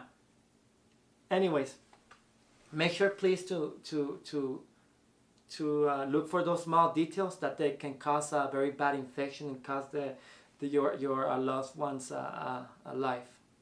Again, that nurse was Joe Lapoito. Again, the nurse that he's not even able to write his name properly on the dialysis nurse notes. That nurse the one that killed my mother, right? Because he failed to report blood pressure on time, so he killed my mother. Okay, I can say that. Again, I don't know how some nurses they get training or where they graduate, but how can a nurse not know that low blood pressure can kill the patient? How can that happen? How can a nurse allow that to happen? Where did he graduate? who gave him a nursing degree. He didn't change a contaminated dressing on an occasion, and he allowed enough time to pass with low blood pressure for the patient to die. Who does that? I just want to know who does it. What type of nurse does it? Of course, it was not his family member, right? So he didn't care, basically. He did something wrong in that dialysis treatment that only Paulette knows, because again, I was trying to get all the labs and all the information from my mom. He did something wrong that made him take vitals in multiple parts of the body and trying to suction my mom, so to see if my mom was responding or to see if the blood pressure will be elevated. And again, Tiffany was nowhere to be found. Tiffany Shen was nowhere to be found. She didn't came to the room, to my mom's room, until the code happened. Okay? And she told the nurse, what happened? Did you give the patient enough albumin? Oh yes, I did give the patient enough albumin. Are you sure? Are you right? So they start arguing in front of me again. Okay, well, I was outside trying to be calmed down by Janet Sandoval, another supervisor nurse, that she's a good nurse. Unless she lied, right? Unless she lied to protect the hospital, she's a good nurse. So she was calming me down, because they were resuscitating my mom. So again, my mom was sent to ICU. Dr. Risby comes. She excuses the nurse. She said the dialysis nurse. She states that the nurse did his job proficiently. That the nurse my mom went through a successful dialysis treatment, right? And I told Dr. Risby, the nephrologist, you know what? You're lying. Don't say something that you were not a witness to. I was there. Paulette, because the one-to-one PSA was there with me. Paulette knows what happened. Right, Paulette? And Paulette looked at Dr. Risby and told her, you know what? Whatever he says is true. She was a witness of everything that happened and all the events that took place inside my mom's room. How the dialysis nurse killed my mother for not reporting low blood pressure on time. So she told Dr. Risby that I was right, and Dr. Risby, what she does is she looks at her, and she looks at her with a very angry face. Okay? Dr. Wakabayashi came later on. I don't know why they never show up at 6 in the morning. They were showing up after the code happened. So Dr. Wakabayashi comes and tells me, you know what, Saul, the reason why your mom died is because she was weak. She was weak. The only excuse that they were saying, they were blaming everything to my mom's health state.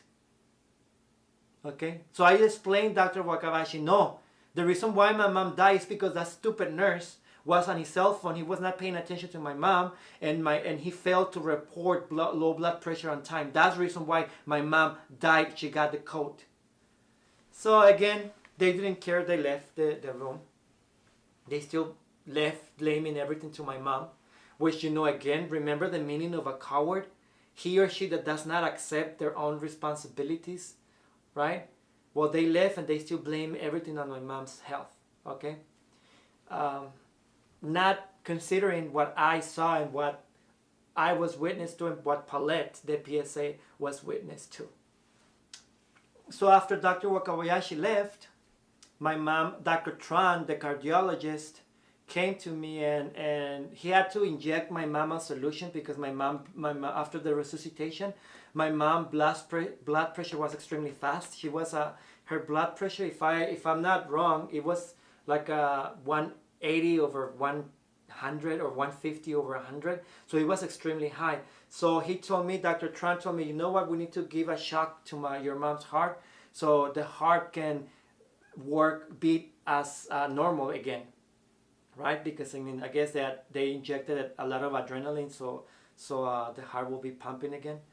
So I told Dr. Tran, yes, do it. But Dr. Tran told me, you know what? Before giving the shock, we're gonna inject her a solution to see if the heart goes to normal. So he did that. He injected the solution. My mom's heart went to normal. My family came.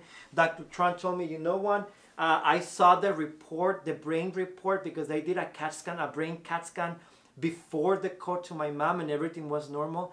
And he told me, you know what, I saw the report, the brain report, and your mom's gonna be in the same condition she was before the code. And I asked Dr. Tran, if somebody fails to do something about low blood pressure for a specific amount of time, what happens? Dr. Tran verified, you know what, if somebody does not report blood pressure on time, low blood pressure on time, the patient dies. So that's what happened to my mom because of that nurse. So, which I'm not able to report because I not even know his name, his correct name. And City of Hope refuses to give me his name. City of Hope refuses to provide me information that I need to report these people. So basically, my mom, after all these events took place, my mom had a seizure, a very severe seizure. So and it was not in front of me, it was in front of my dad. So my dad, we went, my dad told us that my mom, she just, she convulsed.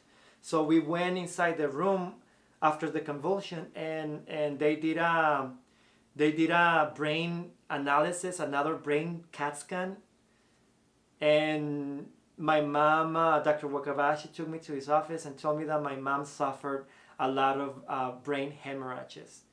My mom had a lot of strokes and those are the words that he stated. Your mom has a lot of brain hemorrhages and strokes. So basically there's blood everywhere in your mother's brain. So at that point, they decided that the neurologist, he said, you know what, at this point, surgery and because of the condition that your mom is, I don't think that it's recommendable to do a brain surgery. So it's best to just let your mom die. That's the most humane thing to do. So, and again, the most humane thing to do is for them to never did that surgery to my mom, right? That was the most humane thing to do. But at that point, the most humane thing to do is to just let my mom go. So for me, that I fought for her for 9 months, it was extremely difficult to make that decision. So I told Dr. Wakabayashi, you know what? I'm not going to discuss with you how are we going to kill my mom, how are we going to let my mom die. So I'm just going to go and just deal with that with my brothers and sisters. So they did that. I spent all the last hours with my mom, holding her hand. We spent the last hours with my mom. So basically, approximately 4 in the morning, 4:30, my mom got disconnected. They disconnected the trachea that was giving my mom air. And my mom still, even though that they disconnected the trachea, my mom was able to breathe on her own for 3 hours. She was able to breathe on her own for 3 hours. So my mom, her body was still fighting to live. So my mom was not she was not in a very weak state like they were saying. If my mom would have been in a very weak state, then she should have died as soon as they disconnected the trachea, the tube, the respiration tube from her neck. So she didn't die. She still fought for her life for 3 hours. So basically, all these events took place at City of Hope. Again, because of a surgery that it was not supposed to be taking place since the beginning. Okay, my mom suffered a lot, which I think that is a violation of human rights, to be honest with you, putting a patient through all that suffering just because they decide to make a surgery that is very risky for the patient. They don't give the best treatment. And again, we had 4 months of chemotherapy already scheduled for my mom. And yet we could have searched for alternatives, healing alternatives. Nowadays, there's a lot of, like in Mexico, there's a hospital that they provide oxygenotherapy, which means that the tumors there are attacked by oxygen. So allegedly tumors, the tumor cells, they die with oxygen. And there's also immunotherapy given to patients so they can boost their immune system so they can attack the cancer cells. There's so many alternatives outside that we could have gone to that these doctors took away from our hands because they decided to do surgery on my mother. This very dangerous surgery. Okay? So, I'm the power of attorney on my mother. So basically, it's my job to advocate for her even after her death. So that's what I'm doing right now by making this video. Educating I'm educating you guys in regards of what your rights are and what we suffer, so you guys do not suffer the same thing. And also, I am basically exposing them, expose the abuse that they put my mom under for 9 months, okay? And their cowardly behavior, because that's cowardly behavior, okay? Blaming everything to a patient instead of blaming them to themselves and their own poor decision making is extremely wrong, okay? I had a conversation with Dr. Wakabayashi once. So he told me once, you know what, Saul? Because he knew that I teach accounting, and he knew that my students, they flunked the class. So he told me, you know what, Saul? Not because your students, they flunked your class, that doesn't mean that I'm going to think that you're a bad instructor, right? And I was like, yeah. So his point by him telling me that, it was that basically they're allowed to make mistakes as well. That not because they make mistakes that make patients suffer for 9 months and makes them have a very horrible death, that just because of that poor judgment, that doesn't mean that they're bad doctors. That's what he pretended to tell me. Okay, so I was like, oh, okay. So yeah, so you guys know. According to his knowledge, doctors can make mistakes that can cost people's lives. Okay, according to his knowledge. Not only that, I saw my mom's death certificate, and on the death certificate, the main reason of death, it says recurrent cervical cancer, right? And the second cause is respiratory failure. Dr. Wakabayashi just wrote those two causes of death on the death certificate. Why? Probably to avoid any liability. Okay, because lawyers, they see recurrent cervical cancers and they reject the case. They reject my mom's case. Okay, so be aware that hospitals, they manipulate information at their convenience. Okay, Dr. Wakabayashi didn't wrote that my mom had multiple strokes. He didn't wrote the code that my mom went through. He didn't wrote the brain encephalopathy. He didn't wrote nothing on the death certificate. Only two statements that they were going to avoid liability to him and the hospital. I contacted Dr. Wakabayashi and Robin, which is the supervisor patient advocate, because Melanie Montijo, she stopped trying to talk to me. She just, I guess she got tired of me and she just passed everything to her supervisor, which is Robin Miller. Okay, so I spoke to Robin and I asked Robin to please tell Dr. Wakabayashi to change the death certificate, because my mom didn't have cancer when she died. She didn't have no cancer. After the second surgery, they did another pathology and the report stated that she didn't have cancer. So my mom did not die from cancer. Okay, my mom didn't die from cancer. And they put respiratory failure. Well, yeah, because of all the complications she had. She had brain encephalopathy. She had all the strokes. She had so many things that happened after that code that the dialysis nurse made, that all that information was not written on the death certificate. And then Robin Miller refuses to reply to my email after talking to me on the phone and telling me that she's going to ask Dr. Wakabayashi. She refuses to talk to me and she hires an attorney. Okay? She hires, City of Hope hires an attorney.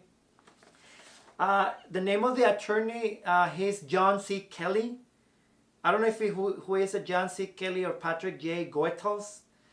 They have their firm in Long Beach. City of Hope hires an attorney, and basically they tell the attorney to basically let me know that I cannot communicate with them anymore. It says no further communications or contact with City of Hope. The firm represents the interests of City of Hope Medical Center, and basically they're basically saying to me to stop talking to them, and they state that I'm sending alarming, threatening, harassing, and non-productive communication ways to City of Hope. So basically they're saying that I need to stop talking to them. I need to stop advocating for my mom. Even though that the hospital, well, the Dr. Wakabayashi does not write, even, I mean, after his 14 years or I don't know how many years of oncology education he has and all the background experience that he has as a doctor, he does not know how to write a proper death certificate. This office is telling me that I cannot communicate with them anymore and I cannot advocate for my mom. Okay? So basically, Robin Miller refuses to send me an email back. They hire an attorney. They are telling me that I'm sending alarming, threatening, and unresponsive emails to them. So I thought to myself, wait a minute. And I called the lawyer. As soon as I got this letter from that lawyer, from Carol Kelly Trotter, Franzen, McKenna, and Pivoy Lawyers, a professional corporation in Long Beach. After I get this letter, I call the office. I call their office, and I want to speak to I asked the secretary, you know what, can I talk to Mr. Don Kelly? She looks at the information, and she verifies that indeed they sent the letter to me. So the lawyer is not in the office, so I told the secretary, can you please make sure that the lawyer calls me or contacts me? Because I want to make sure that, first of all, to clarify the letter, and I want to make sure what does he mean by not contacting, because I'm the power of attorney on my mom, okay? So I haven't sent any alarming, threatening emails to them or letters, okay? So I asked the secretary, can the attorney please contact me? Because I want to know my scope of limitations. How can I contact the hospital? Okay? And the secretary states, I'm going to contact the lawyer. He's going to call you. Until date, he has not yet called me. So since he didn't call me, so I decided to send another email to Robin Miller. And that email, I told Robin Miller, patient advocate supervisor. I told Robin, you know what? I want to know the scope of limitations of contact. I want to know, I don't know why. It was a simple email replying that you guys don't want to answer me anymore. It was enough. You guys didn't have to hire a lawyer for them to tell me, to try to intimidate me, basically. And I told Robin Miller, I haven't sent any emails threatening that I'm going to kill someone or I'm going to hurt someone. I'm accusing you guys of lying. I'm accusing you guys of manipulating information. Yes, because that's what happened, and I have the facts in front of me. I have the papers, the documents that state so. So why are you guys stating that I'm sending alarming and threatening emails to you guys? And the lawyer stated on this letter that my emails are unproductive, okay? Let me clarify that, okay? Thanks to all those emails that I sent, I received 2 letters from City of Hope, signed by administrators, okay? Those letters contradict any version of of what happened when my mom died, okay? One letter states that allegedly that when me and Tatiana, the nurse, went inside the room, that she took the vitals of my mom and that my mom's vitals were 80/60. Okay? And that letter states that it was later on when she had the heart attack. Can you guys believe that? Can you guys seriously believe that? That happened? And the letter states upon a very serious, very thorough investigation, this is what happened. The nurse went inside, they checked your mom's vitals, and they were normal. And then your mom had the code. Can you guys believe that? That's extremely contradictory. And I even told the hospital. I sent another email to the hospital telling them, you know what? You guys are not making sense. Because even if your version is the truth, what dialysis nurse starts a 3-hour dialysis session without a functional blood pressure machine inside the room? Who does that? Can you guys tell me please who does it? Who starts a dialysis treatment without a functional blood pressure machine? Who does it?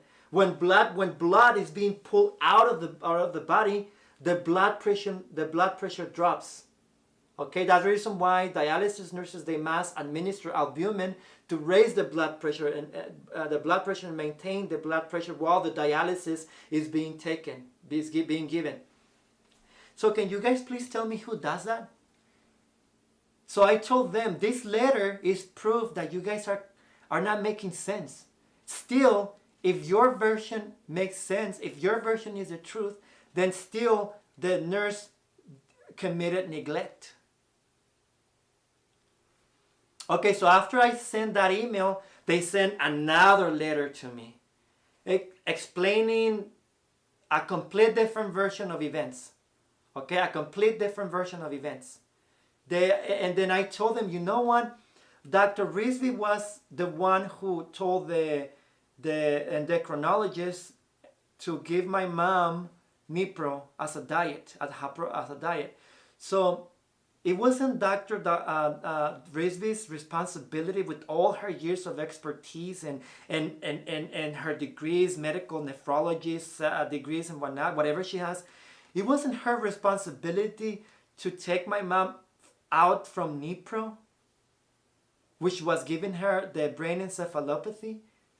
It wasn't her job to remove that diet from my mom. So they told me that no, that it was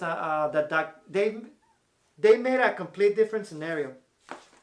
And then they said that my mom's calcium levels were high. They make another story.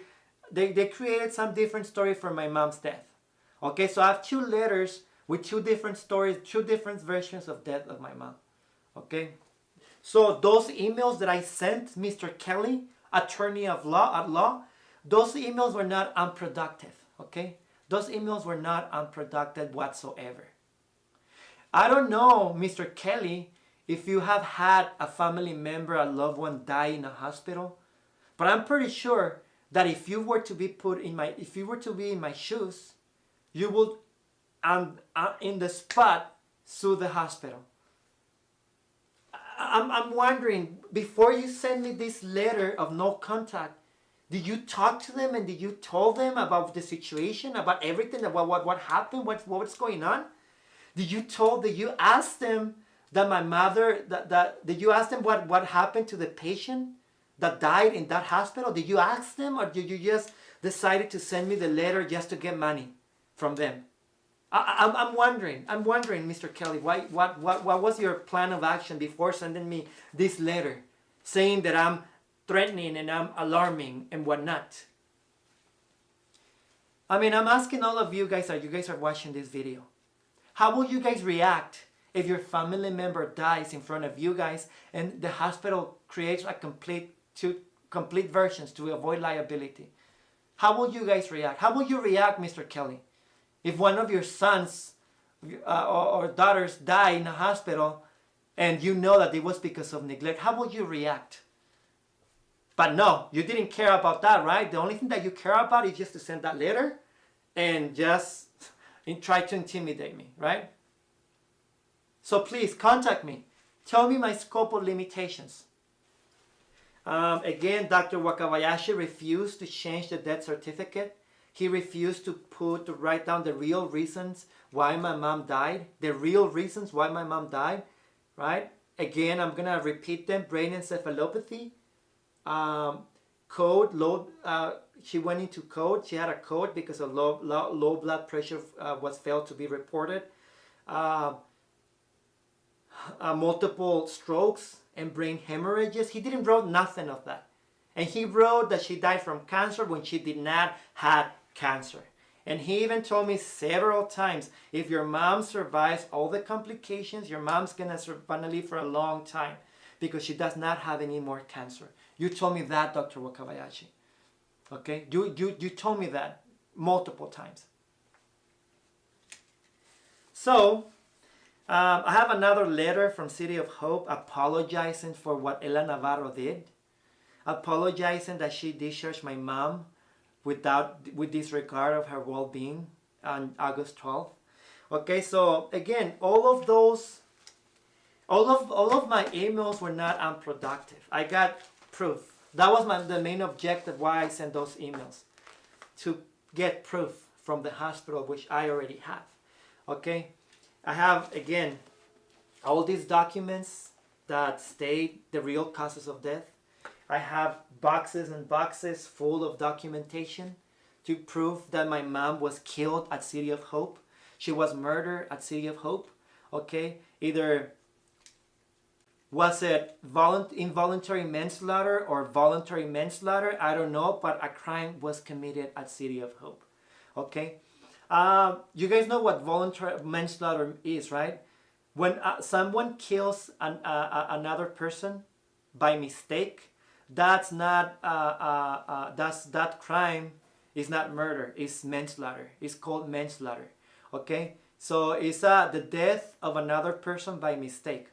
Okay, so in this situation with that nurse, when he failed to report blood pressure, and given that he graduated from a nursing program, most likely, I don't know if he had an associate's or a bachelor's in nursing, by him failing to report the low blood pressure on time, he engaged into involuntary manslaughter. He engaged into involuntary manslaughter or voluntary manslaughter, because if I know that my patient has a very low blood pressure, I'm going to report that on the spot because I don't want the patient to die. But he didn't do it. He did not do it. The hospital is lying. Why is the hospital lying? Well, guess what I find out? After waiting because I ask and call, requesting I wanted to know the name of the dialysis nurse, which now I have the name, but it's an incomplete name. I don't even know, he didn't wrote the name properly on the dialysis documentation.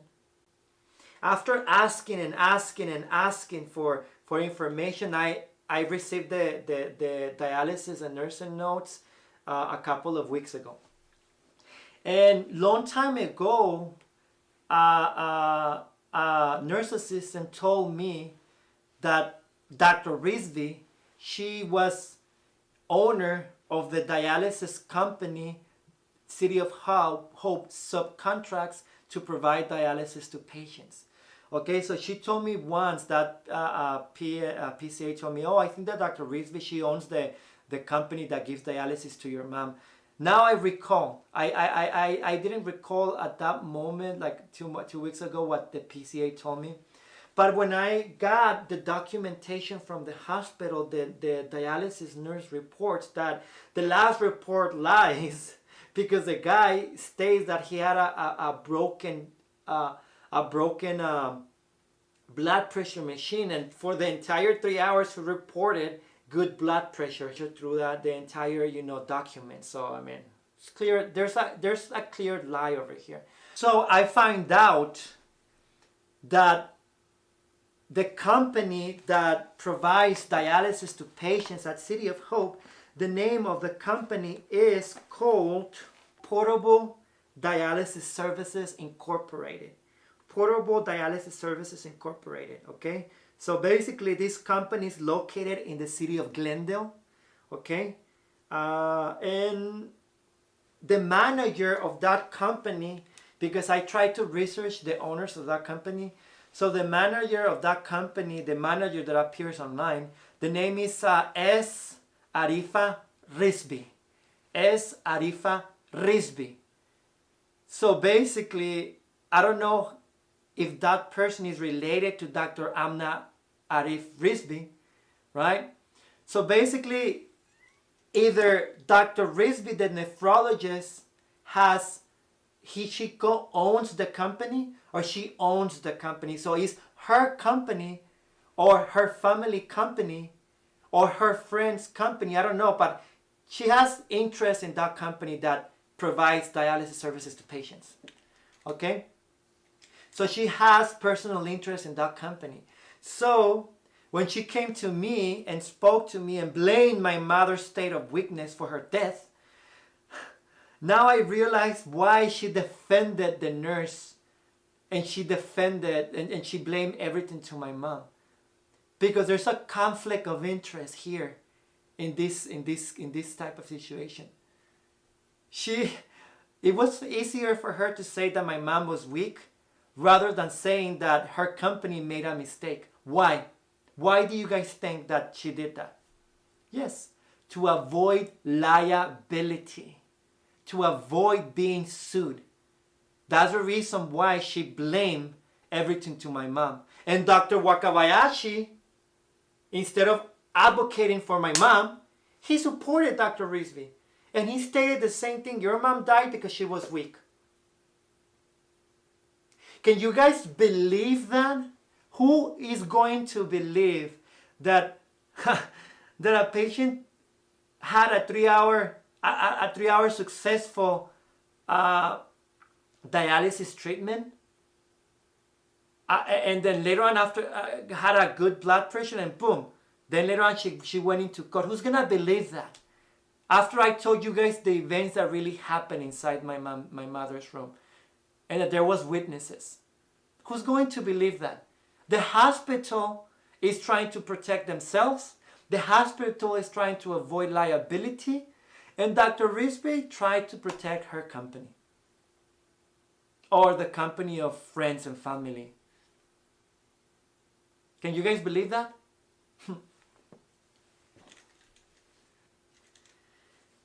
That's the reason why I'm telling you guys, please do whatever it takes to protect your family members. Don't trust doctors. Now, I'm not saying that all doctors are bad. I'm not saying that all nurses are bad. There were nurses at City of Hope that were fantastic. They were amazing.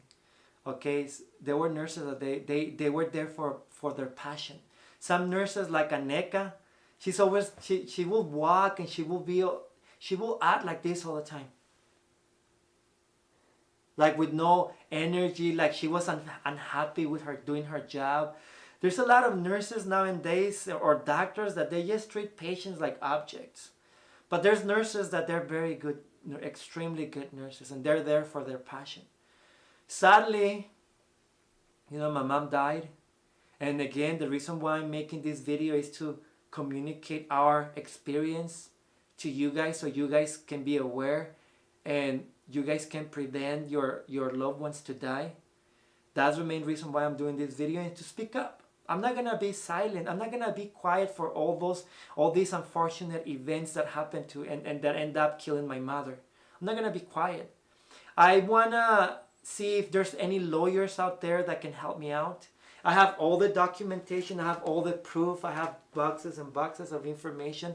I have labs and documents that I printed before my mom got discharged on August 12th. So all the documentations I have in my hands. So I need someone that is able to represent me and my mother to go against this hospital for what they did to my mom. Okay, so please, if you can take this case, I will appreciate it. Another reason why I am making this video is because I want to get in contact with all those people that they have lost a family member at City of Hope. Okay, please contact me. Let's talk. At the end of this video, you guys are gonna find a link, an email link, where you guys can send me your emails. You guys can talk to me. You guys can communicate with me. Even if you're a patient at City of Hope, contact me so I can talk to you guys and I can help you guys prevent the possibility of loss of your family member. Okay, contact me. Let's get together. Let's share our stories, and let's talk, and let's bring justice to them. Right now, I'm working on a case, another case. It's another, the 20-year-old person that died at City of Hope, that the parents, they didn't know why he died. I'm working with them. I'm consulting with them. Okay, so I'm going to bring this case to you guys on a later video. It's going to be their story and another story about a female that he lost her husband as well at City of Hope. Okay, and it's amazing how the three cases, my mom and the other two cases are Latino. So I mean, my question is, I mean, I'm thinking, I mean, is it us Latinos that they're killing? I mean, there's so many questions in my mind that I would like an answer to, that I'm just, I'm clueless. I mean, is it Latinos the ones that are dying the most at City of Hope? Are we being the targeted race at City of Hope? Or people with medical and Medicare, with government assistance? Okay? Are they the ones who are being killed, mistreated?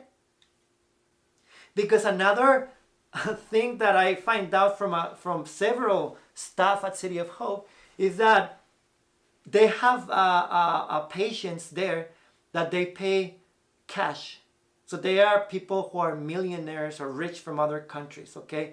So they told me that they are considered VIP, meaning they get all the best attention possible. So people like my mother and the other two cases that I'm talking to you guys about, that they have medical and Medicare, basically they're just being left and ignored. That's what a couple of staff at City of Hope told me. Again, I'm a guy that talks. I'm a guy that gains trust. So I spoke to Dr. Wakabayashi a lot of times. I spoke to a lot of staff at City of Hope, and I find out that too as well, about those VIP clients, patients that get everything and whatever's the best because they're paying cash. Okay. So again, please communicate, talk to me, send me an email. Let's talk. Let's sit down. And let me give you guys possibly some peace of mind. Let me provide that to you guys by doing our research together, finding out why your loved one probably died. Okay, we cannot let these doctors manipulate us, deceive us, and let us die like nothing, like we're nothing. Okay, because even animals have more rights than some of the patients at City of Hope. I'm just exaggerating probably, and that's only an opinion that I'm making. Okay, again, please communicate with me. Let's talk, and let's bring these people to justice. Okay, because when somebody is when a doctor is given a surgery to a patient, and basically, or when they, because of an act of neglect, they kill the patient, that's murder. That's manslaughter. Okay, that's not an act of medical malpractice. That's into my eyes, that's manslaughter. That's the killing of another human being with malice aforethought. Again, I don't know how many patients at City of Hope have died in the same manner as my mom. How many people, how many loved ones have you guys lost because of their poor decision making? Please contact me and let's talk about it. Again, thank you for watching this long video. Again, the purpose of this video is to inform, and because I have not yet get answers that I need to bring peace to my heart, because it's not only the life of the patient that they destroy, it's the life of us, the family, the loved ones. I was talking to a lady yesterday. Her husband died in another hospital, not at City of Hope, but he died because of a medical malpractice. Okay, and the doctor that treated her husband, basically what they did, the medical board, they approved that it was medical malpractice, and they removed the license only for 1 year. They removed the license of that doctor from 1 year, and the doctor is doing business right now as we speak. So the lady, she told me that besides the economic crisis that she went into, because she had to pay for all the burial expenses on her own, she almost lost her house. She almost lost everything because the husband was the one, supporting her economically. So basically, I mean, she suffered, and then she told me that for 3 years she was depressed, and she's still depressed, and she's not able to sleep. She's taking pills to sleep. So as you guys can see, our lives get destroyed as well. Me, for the first weeks, the first months, I had to take pills, sleeping pills, to be able to cope with my mother's death. Until date, I'm still depressed. Sometimes I'm in my couch just crying. And it's not fair that we have to go through all that just because they just decide to do surgeries without thinking about the well-being of the patient. My mom would have been alive now if probably they wouldn't have done that surgery to her. And Dr. Wakabayashi told me once, Saul, if we didn't do that surgery to your mom, she would have died painfully. And I told I'm telling you, Dr. Wakabayashi, right now, was there a difference? Was there a difference? I mean, was there a difference to that statement that you told me? My mom suffered and died painfully. So it's not fair. It's not fair. My family is still suffering. My mom has a 90-year-old mother that she suffered and she almost died because she lost her daughter. Doctors are not gods. They cannot tell if a patient was going to live or it was going to die if they didn't do a surgery or not. They don't know. They're not psychics. Okay, again, my mom's tumor grew only 2 centimeters in 11 months.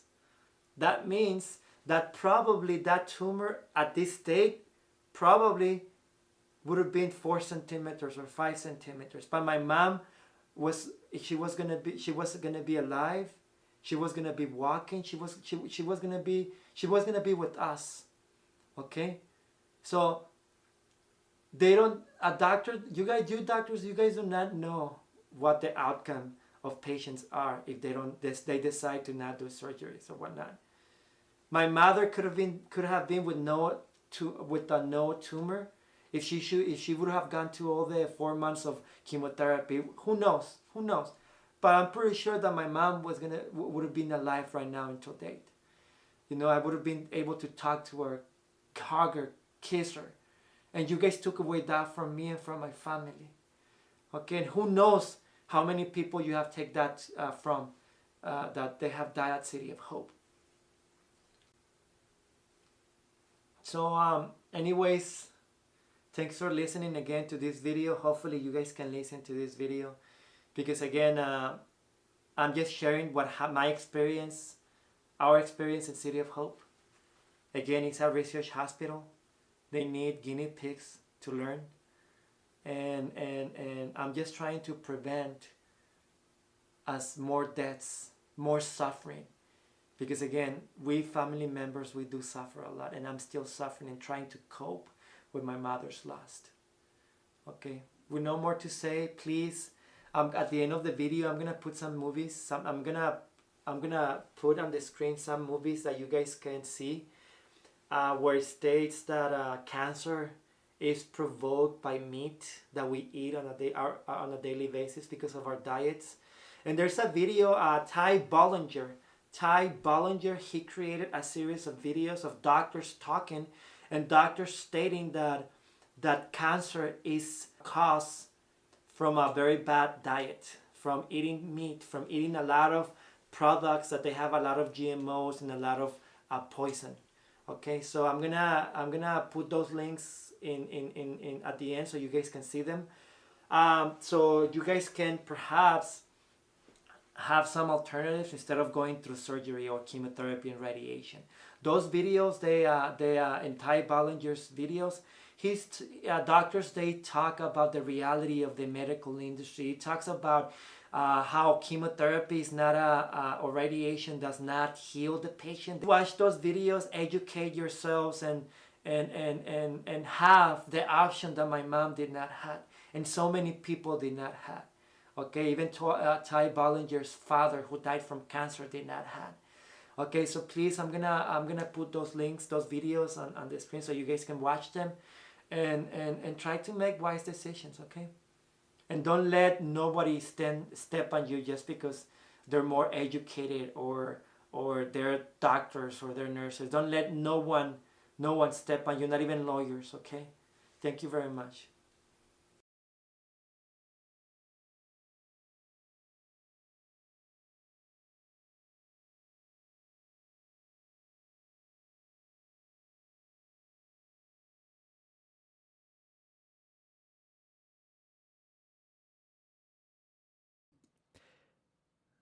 So this is a doctor that recommended us to City of Hope, Dr. Amy Hakim.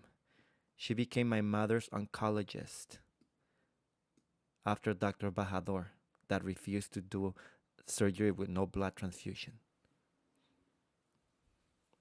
This is a doctor that it was going to provide chemotherapy to my mother, and we already had 4 months of chemotherapy scheduled for her. As you guys can see, this is the schedule.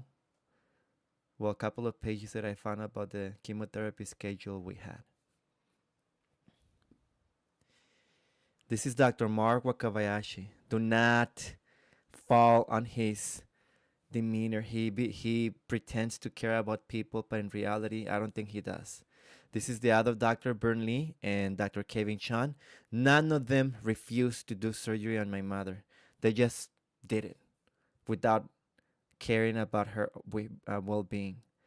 This is Dr. Klein Law. He refused to do surgery on my mother, and he was the original urologist that he was going to do the ileostomy on my mother. This is the AMA Code of Ethics. You guys can research online, and you guys can get the information about in regards of what doctors they must do to treat patients. This is an explanation of what a pelvic exenteration is. As you guys can see, it's a savage procedure with high mortality rate.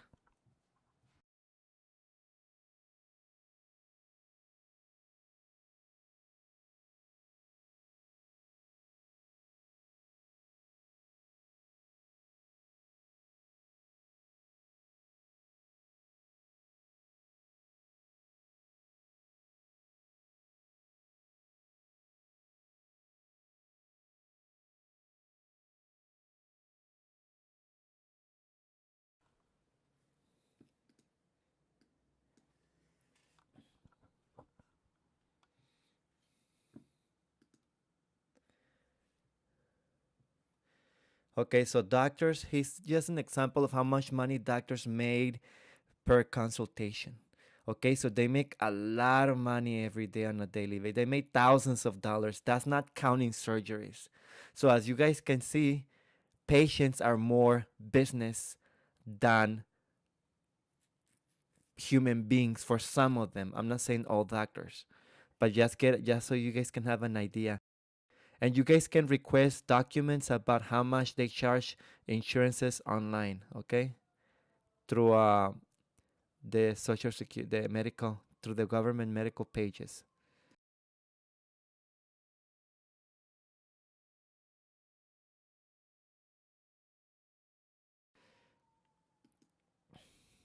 Okay, so these are the pathologies. As you can see, my mom did not had cancer when she died.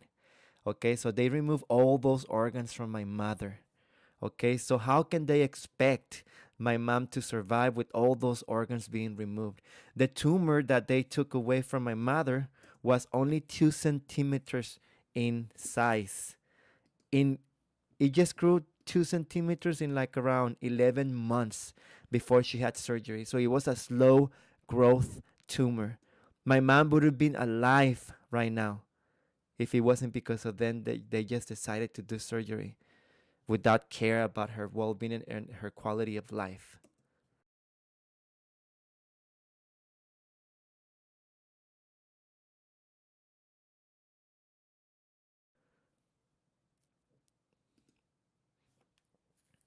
This is Dr. Mustafa Rauf, the one that discharged my mother with all the complications and refused to do an abdominal CAT scan.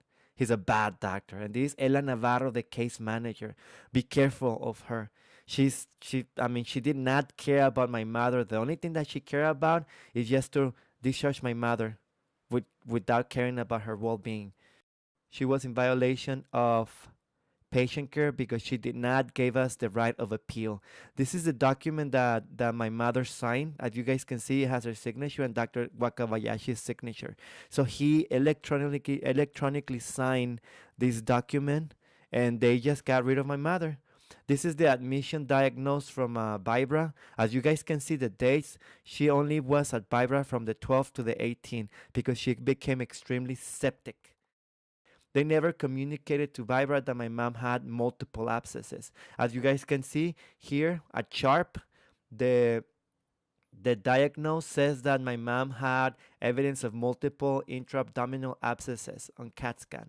So basically, on top of that, she had an infection, which is the she had the E. coli infection on her bloodstream. So my mom became septic and she was in a very bad condition. So the doctors at Sharp, they told me that those abscesses, they did not develop in 2 weeks or 1 week. They developed in within months before my mom got discharged from City of Hope.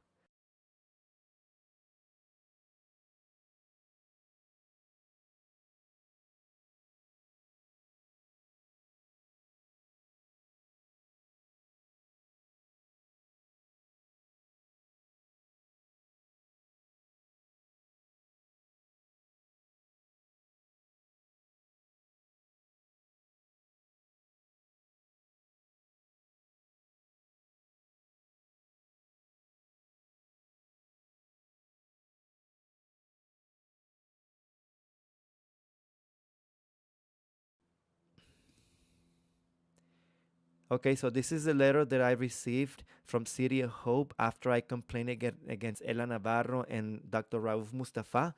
And City of Hope, the only thing that they did is say, I am sorry. I mean, my mother almost died that week, but the only thing that they can say is, I'm sorry. They think that with an I'm sorry, everything is going to get fixed. Signed by Laura Crosito and Shirley Johnson, two administration staff from City of Hope.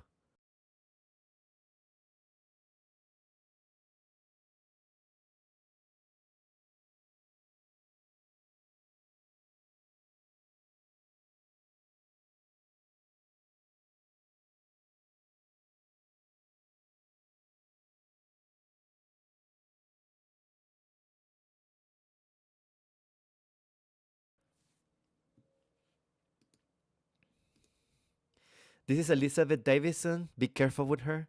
She's rude. Don't let her control you, okay? Don't let her intimidate you.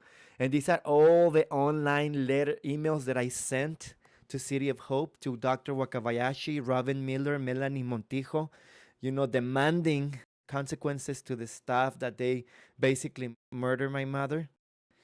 They state that those emails were unproductive, but to be honest with you, they were not. I mean, thanks to those emails, I received letters from administration of City of Hope contradicting themselves, stating lies about my mother's death, blaming everything to my mother's weakness, state of weakness.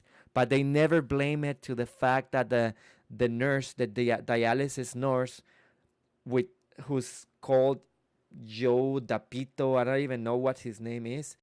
They never blame it on him. They just stated that my mom was too weak, that she died because she couldn't deal with life anymore. And as you guys can see in this email, I have to thread, basically, I have to thread Melanie Montijo that I was gonna call human rights. And as you guys can see, Ella Navarro never got a consequence, even though that I filed a complaint against her through the board of nursing. She never got a consequence, never. So these agencies, they protect each other. I basically had to tell them to send letters in Spanish because they were expecting my mother to read English. By then, my mom was still alive.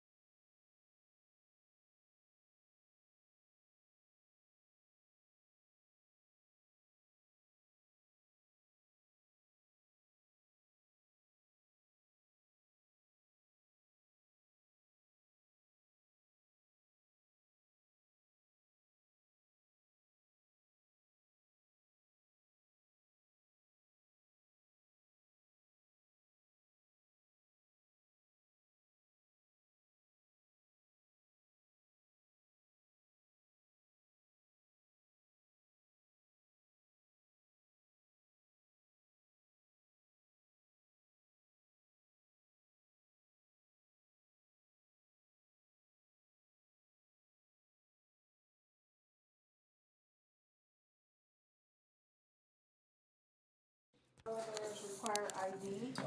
This conversation, this conversation is the one that I had with Elizabeth Davison, one like 5 days before my mother died, where Dr. Wakabayashi stated that she was stable enough to be discharged to her house. Okay, so listen to the conversation. So you guys will know that I'm not lying. That my mom was stable, but in reality they just did not care. I have other conversations, but I'm not gonna disclose them until the time when I'm supposed to disclose them comes. You have your own life. That's the tough thing.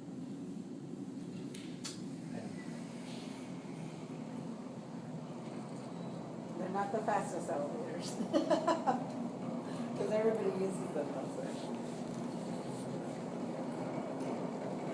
Oh, this is like the The back part. the back. Well, I think of it as the back part, but actually, because the back of the unit is there, it's over there. It's in the middle. Is the elevator that This is a service elevator. the one that they take patients down in North Star? Yeah, patients and carts, equipment. So we don't do that over there. Some hospitals, they do it like in any elevator. It's kind of crazy.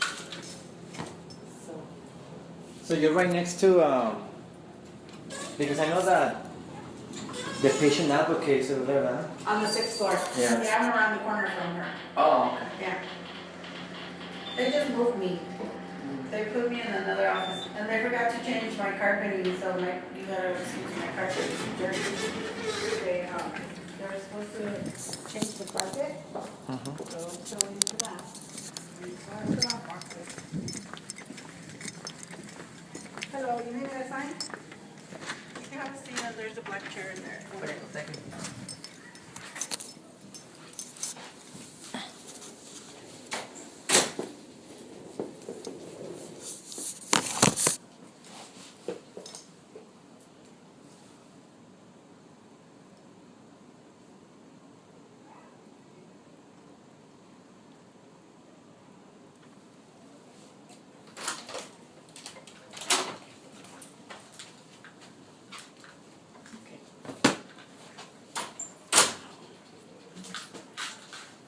Okie dokie. So Dr. Wakabayashi stated that they were thinking about discharge next week. Okay, The ammonia levels are very high. yeah. So Was that something that he said before the ammonia levels or after he knew the ammonia Before. levels were high? before? So when the ammonia levels go up, that could change a little bit. Yeah. The Like plan. you mean the discharge? Yeah. Yeah, but we could still start planning. We already had talked about it before. Yeah.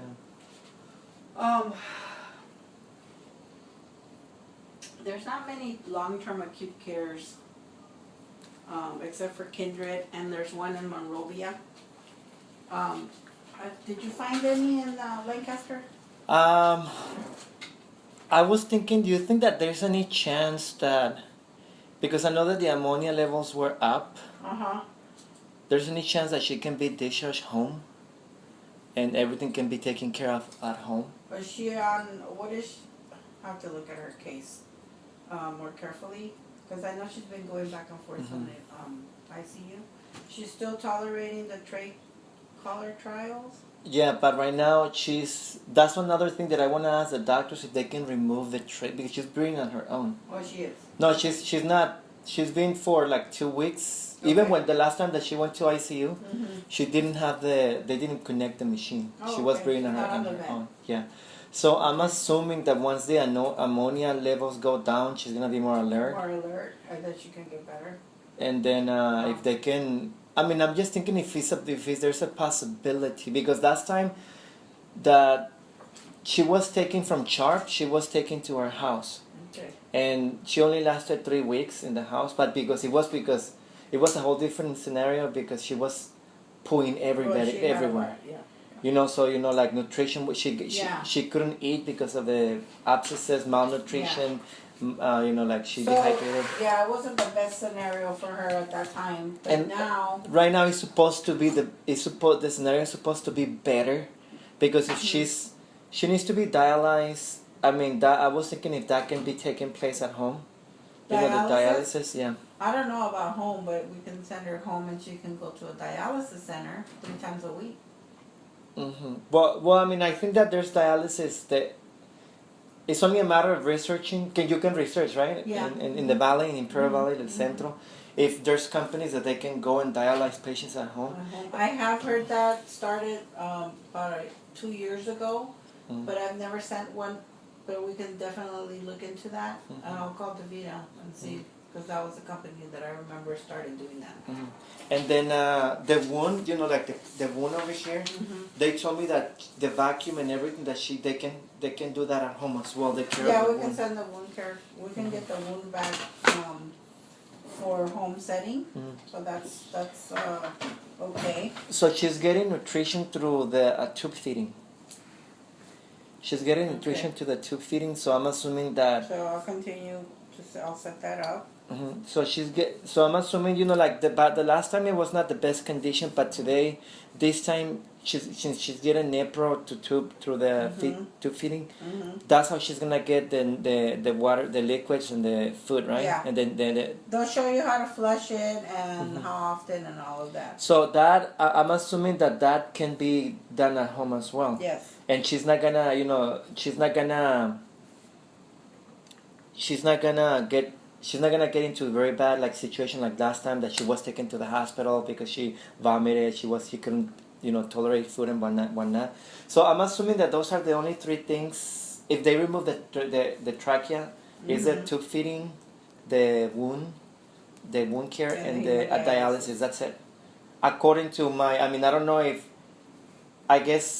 I don't know if ammonia, if there's something with the liver. I haven't talked to them. I don't know why the ammonia level went up. There's some discharge, like blood discharge. So that's the reason why I told Dr. Wakabayashi.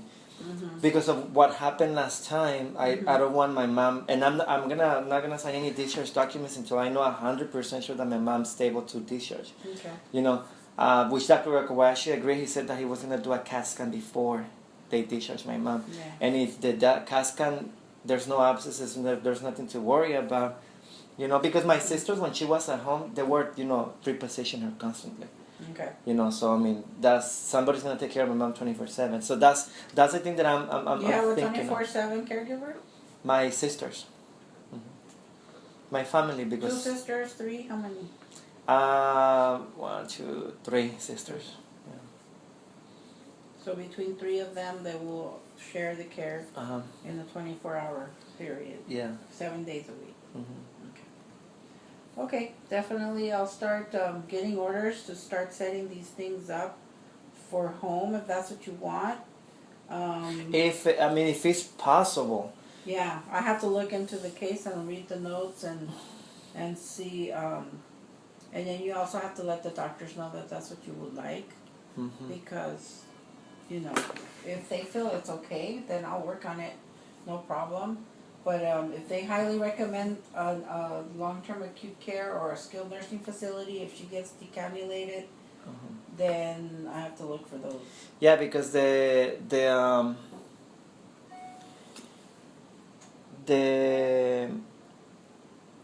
therapy, physical therapy too as well. Everything, all that can be given at home. Home therapy, yeah. Yeah, it's not a, you know. Yeah. You know, I was thinking that Nowadays, anything can be done at home. That's what they want. And I have seen kids that they're extremely kids that they're extremely disabled and vents at home. Yeah. So I don't think that I don't know why my mom should be different. Yeah. The thing is that I'm trying to avoid neglect as much as possible. I've been reading the reviews in all those places, and there's always neglect. They're not the best places, and there's very few. So we're limited with resources on. So I mean, acute care. if everything can be taken care of at home, you know, Rather I mean, than that. yeah, rather her.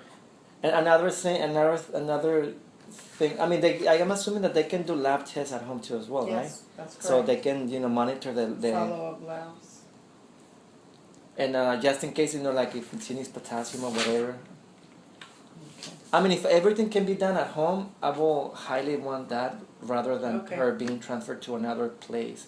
Again, we did that once. Everything worked, but everything. My sisters took care of the everything, All the cleaning her care? and all that stuff. Mhm. And before she, she was defecating from the vaginal from. Yeah, So it was leaking through. it was a lot, It and was worse. it was way worse, and they were able to take care of her. Yeah. So today it should be less. Yeah. You know.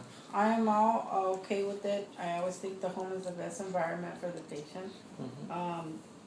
So, and I can set up all of this. I don't see any problem. I mean, I just want, because I think, like me, I'm the only one who makes decisions, who's, I'm working, like sometimes I'm at the inside the room working on my grading and You want a whatnot. cookie or chocolate?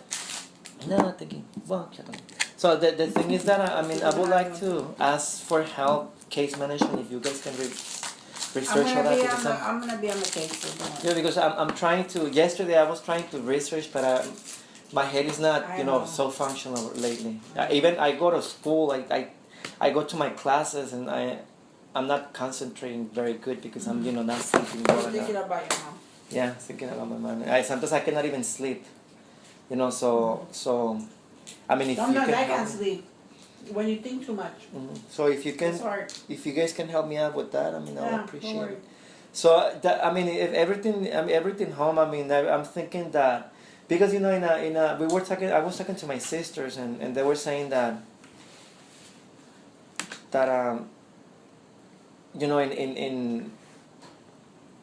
in a convalescent home sniff or whatever, that she can get more microorganisms, she can get more bacteria. In at home, I mean, at least we can prevent that as much as possible. By sanitizing beds, and we have a hospital bed at home. Oh, you do? We already have a hospital bed. We already have everything ready for From the therapy. last discharge? Yeah, from the last discharge, we have a hospital bed. We have the wheelchair. We have the walker. We have everything at home. So I mean, it's just a matter of. I know that anemically, right now, allegedly, right now she is just a matter of time and for her to recuperate, and that's it. Allegedly, because there's no discharge, like there's no big discharge. Hopefully the CAT scan can say if there's any liquid inside the abdomen. But right now she's and she's getting a discharge, like blood discharge from the discharge. yeah. But I mean I don't know. I mean I guess this CAT scan is gonna tell. I mean if she's getting whatever, I don't know. What's going on? Yeah, but I mean if possible, we wanna consider that. I mean, Okay. home discharge, All right. and again, we want to prevent, and IHSS and all that stuff. We want to prevent as much as possible my mom to suffer. I'm thinking if she's gonna pass, she's gonna pass away. I'd rather her pass away at home with loved ones rather than in a hospital by herself, Yes. which is very sad. I mean, hopefully she's not gonna pass away. Yeah. But at this point, everything that is going on, hopefully she can come out of the ammonia level. Yeah. And that's pretty much it. I mean, if you can help us with that, I would appreciate it. I'm doing my card again, I think. So since you're a nurse and you did surgical too before, right? Yes. The ammonia, in your experience, when it goes down, they come out of it? It makes an it gives an altered mental status when the ammonia goes up. If it goes back down, then she can become a little bit more awake, more alert. Yeah. But, we have to figure out why that's occurring. I mean, that's the reason why I want to talk to Dr. Wakabayashi. Because, I mean, the bilirubin is down. It was 14, so it went down to Let me see what it is. 4.6, I think.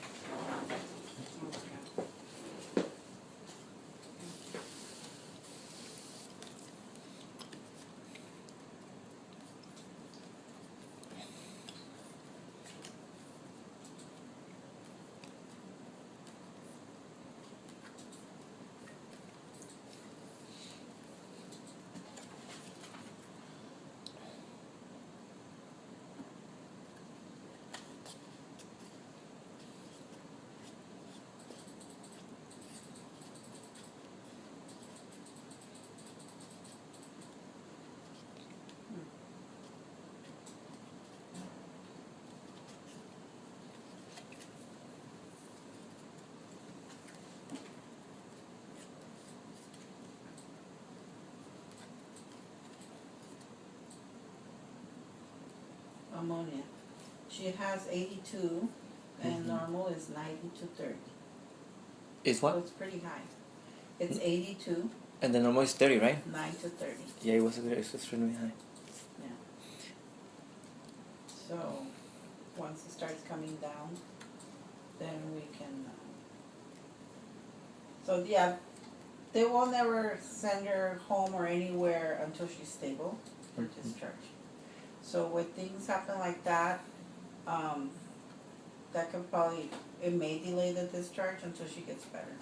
Yeah, but I mean the AS, because I was looking at the bilirubin is, I think is 6, which was 14 before. So I'm trying to think about liver function, because according to what I researched, the reason why the ammonia can go high is because either one, she has a gastrointestinal bleeding, or she has she's not able to, the liver is not processing the food because of cirrhosis.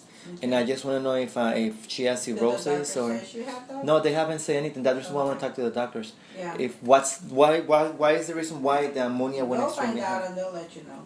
Yeah. Okay, so yeah, so I mean that's my I mean, if you can help us, that will be what our desires, Okay. I know that I will document that, and I will start working on what I can do, and I'm gonna research about the dialysis.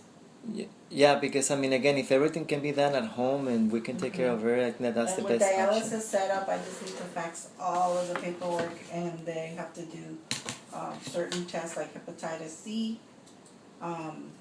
That's an additional test that we need for the hemodialysis setup. Hepatitis B and C. Have to check. But they haven't checked since. I know, that's something that I need to ask the doctors to get, because I think they are gonna start checking the hepatitis panel.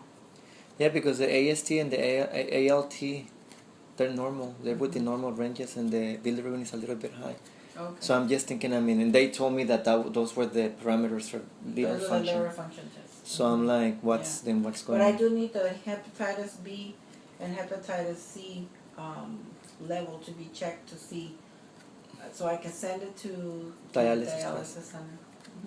Oh, This is okay. part of the policy, of the paperwork that they require. Oh, okay. And a lot of times the doctors forget, and we send everything, and they call us, we still need the hepatitis C panel. I'm like, oh, okay. Yeah, okay. So that's the only thing. I can start working on stuff like that. I'm glad you already have the equipment. The wound vac, I'll have to find out what kind of wound vac, how often they change the dressings, so I can set that up, and we do that online. Because we already have diapers. We already have a lot of stuff at home. You have diapers. Since the last time, we already set up the diaper. We're still getting the diapers, which I mean, she doesn't need them because she's not defecating like before. Yeah. But I mean, we have diapers, we have cleaning supplies, we have all this stuff. The bed is like a very old bed. That's what Medicare pays for. They pay for the old. No, we purchased. Oh, you purchased? Yeah, we purchased it. But I mean, I was thinking like. Why didn't you get one through Medicare? Because they were making a lot of take a long excuses, time? a lot of stuff. Yeah, you need to qualify, and they have all these. Well, she qualified, but I requirements. mean, it was like a lot of It'll take too long, huh? It was it was taking too long. Like, she needed to wait for an entire week for her to be That's discharged. a lot of it takes. So the mattress, because it's like those of very old, very like The thick one. mattresses. Is there any way that we can qualify for like an air mattress, Um, like the same bed but probably an air mattress? Let me look into it. I can probably get you a price, or a gel overlay. A gel overlay. Okay, Mhm. so that can prevent There's actually, I mean. It'll help with skin, to prevent skin issues. Because the last time that she developed the bed sore level 2, it was because of malnourished, dehydration. Yeah, Because she went to the hospital in a very, very bad condition. Yeah. Okay, so. You need good nutrition to heal, and certain vitamins and zinc.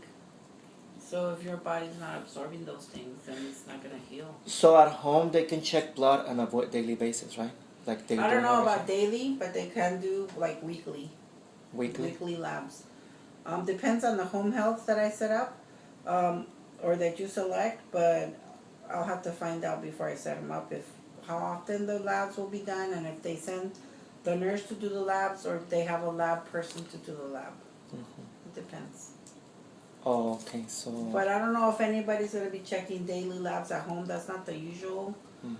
Especially she's getting dialysis 3 times a week.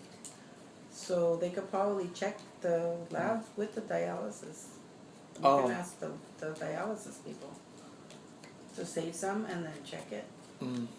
Yeah, just to like for the potassium levels and all that Yeah, stuff. they have so to be everyone know monitored. that. Yeah, but I Yeah, think yeah. that's what they do anyway. Yeah, because again, I don't want my mom. I don't want to struggle again with places and like I told you and I told everybody. I mean, neglect is gonna happen either because of you forget or because of X, Y, Z. Human error. Yeah, human error. I mean, I do understand that, but what happened the last time that could be preventable. That was but you like that they forget to turn the patient, that they don't that. So if Don't wash their hands properly. Yeah. That can happen anywhere. Hello. Hello. Oh. Hello. I'm good. Who's this? Oh, Diana. I know you sound so like different. What's going on?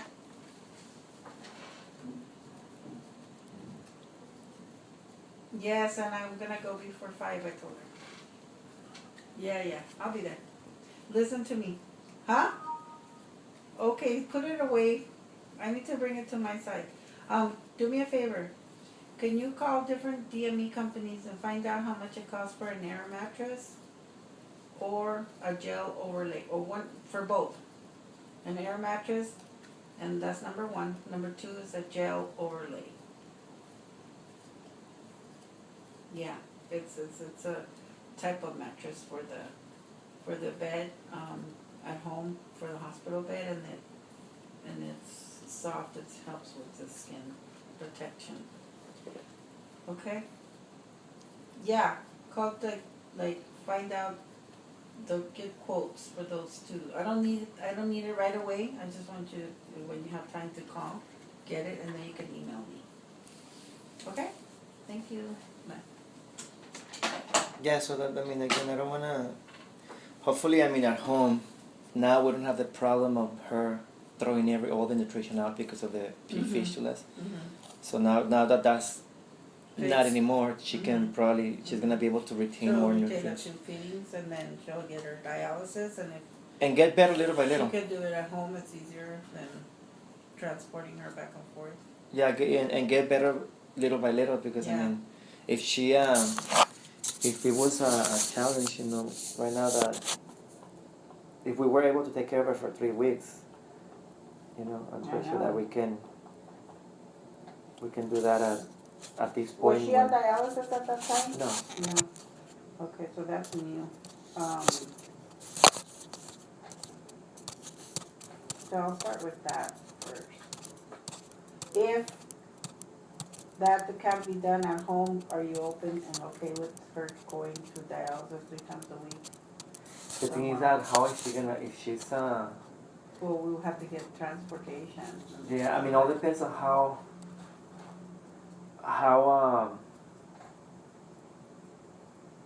alert is she? Yeah.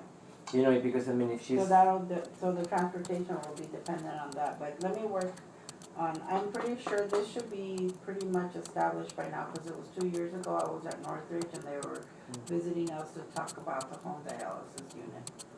But I mean, yeah, okay. But I mean, all that can be done at home, right? Everything, and even the dialysis, but I don't wanna promise anything, cause I have to see. No, see, but I mean, all that can be done at home. Everything else, yeah. So I mean, my mom can be discharged. I mean, your mom could be discharged home, and if the dialysis can be done at home, she can go out to dialysis 3 times a week, depending on her state of being, then we would determine the type of transportation she would need. And then also, I mean, can she get discharged without talking? Can she get what? Discharged without talking? Without talking? Yeah, because according to my knowledge, she needs to start talking, right? Well, they do a swallow eval. So can that be? Yeah, so she won't discharge yet. I mean, she has to get a swallow eval. If they're gonna decannulate, they have to do swallow eval and all of that. Oh, okay. So well, hopefully the first step is for her to go up, for the ammonia levels to go down to see if she can respond. If she labs, responds. make sure she's doing okay with that. When she becomes more alert, then they can do all this other stuff with the trach. And then, but I mean, can they do? I don't Like- think that's gonna happen next week. I'm just letting you know. No, it's not gonna. Yeah. I know. It's not gonna happen next week. No, I know. But they like if no, I mean, I'm not in a hurry for her to be discharged. That's home. why. That's why I need Yeah. to let you know. If you are, it's not gonna happen next week. No, I'm not. No, I'm It's not. a lot of things. There's a lot of details required, and plus, right now she's not even alert. So. But if Because we they want do- her to be alert so that we Yeah. can start trying to do some of these things so she can improve. can they do the track care at home? No. Yeah. If in case. Yeah. If We in can. case. Yeah. And this. We send a lot of patients home with trach. Oh, okay. Well, I mean, if all that can be, done at We home, even then sent a home patient home today with the vents. yeah. Then why, a long term, Yeah. No, some people rather just go home. It's very few, and the other people are like, okay, we'll just take the next level because we're not ready to take them home. Yeah, Some of yes. them don't have the support. And that's why they choose Well, we have. My mom has a lot of support. like 25 grandchildren. Oh, that's Some of them good. females, Yeah. adults. So they Yeah. everybody can help. Okay. Because I was thinking, I mean, if I take her to Lancaster when I'm there, but it's Oh, where are we gonna take her home? Where? Central California. Her address. I don't know about home health out there. That's gonna be good. But I'll investigate. Do you have any in mind? There was one company going. I guess How many hours is it far away from here? it's 4 hours away from here. Alright, that's gonna be a challenge. Just because the home health that we work with around here, I know them all. And I know what they're capable of doing, and we have quality reports and all of that. So I'm gonna have to set up someone that I'm not familiar with. So I'm gonna need your help with that. I mean, I could tell you the names and stuff, and then you're gonna choose which one. Okay. I know that there was one nurse that she was going on a daily basis to see my mom when she got From discharged. before? Yeah, but Do you know the name of the company? let Or her name? me see. It's home health. Is home health what? Home health. Yeah, just home health agency. Let me see. They have Accent Care. Oh, okay, Gentiva. Gentiva's is good. Is it? Gentiva Health Services. They have, that's a good company. They have I think that Accent was the one that was going. Accent Care. Yeah, Accent Care. But if Gentiva is better, what? Gentiva's pretty good. Yeah, if you Yes, have this knowledge one. of one that is extremely better than that one, definitely. I confide more in Gentiva than I do in Accent Care. Accent Care is okay, it's average. These are all safe haven. And they can do everything that we're speaking That's about. what I Right? need to find out. I'm pretty sure they do, because they also have a branch that is hospice. It's called something else, so I know they have a full gamut.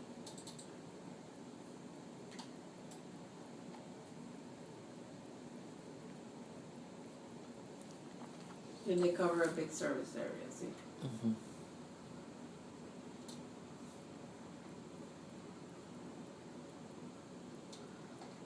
So, I'll just put, Accent Care and Gentiva, and then, I'll make some phone calls. And then I mean they're getting paid by medical, right? Yes. If you can give Medicare. me the information about what they must do with the patient, because I'm not sure the nurse. I mean, sometimes she will not. I mean, they could. I don't know, like if they have to go to see the patient on a daily basis or only on call or. It depends on their assessment on the first day. Hello? Yes. Oh, but I have a patient's son in the room. So, what time do you leave? I don't know where I'm looking for a clock in the wall. Okay, and what time is it? 4. Give me 20 minutes, and then come up. Okay. Okay. Um, yeah, it depends on what the needs are when the patient goes home. Definitely for tube feeds, and then I'm gonna have to get the feedings delivered by a home infusion company. Mhm. That's another company. So I'm gonna put that one over here. They would have to do the wound vac changes. Depends how often the changes are. Mhm. But the nurse comes out the first day, makes an assessment, and then they make the decision how often they're gonna need a nurse. It could be daily for the first week, and then 3 times a week the second week, Mhm. and then 3 times a week the third week, and then maybe 2 times a week the fourth week. And as you get more confident and doing the care yourself, because Medicare only pays for the home health to do certain visits and teach the family, and then so the family can take over. That's how home health functions. Okay. No, but I mean, I'm assuming that because of the ammonia, she's like that, but she was very responsive. So I'm assuming that once that is being taken care of, my mom's gonna, little by little, she's gonna progress. better. That's the idea, Yeah. right? That she's gonna progress to the point that That's what we want. she's gonna be able to be, be More able to alert, talk be and all able that to stuff, do yeah. PT. Because there's no cancer, according to Dr. Wakabayashi, there's no more cancer. Okay, well that's good news. So if the dialysis, I mean, even if she has to be live with dialysis for the rest of her life, I mean she's gonna be okay. She should be okay. I mean, one bag that she doesn't have to worry about. Okay, well then, I mean, thank you very much for You're all your help welcome. and that's I'm gonna Let me communicate give to you a my copy family. of this so that you have it also, so you know what things. I kind of listed. I listed here the things that we're gonna address, the things that you have, what we're gonna get, the plan, and the agencies that I'm gonna look into. HI means home infusion. And then I put a special note here, CT scan prior to DC, Dr. Wakabayashi. Because I know that was where they didn't do this last time, that you have to go through all what you did. Yeah. Or your mom did. Yeah, because I mean I don't want my Yeah. mom, to. Somebody knocking on the door. No. And there's they did a lab culture. Oh, when did they do that? They did that like 2 days ago. Oh, okay. They should give you the result. They haven't told you the result? No, they haven't told me that there's nothing still. Oh, okay.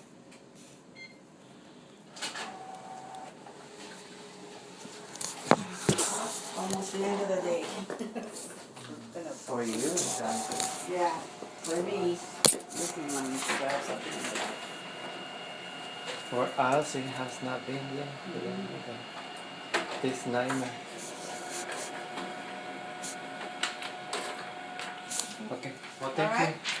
you. You're welcome. And if anything, just if you need us to research on something, I can tell my sisters over there. And Okay. Just if anything, I just think ask I me. got it. I just need to start off with the dialysis one. Okay. Thank you.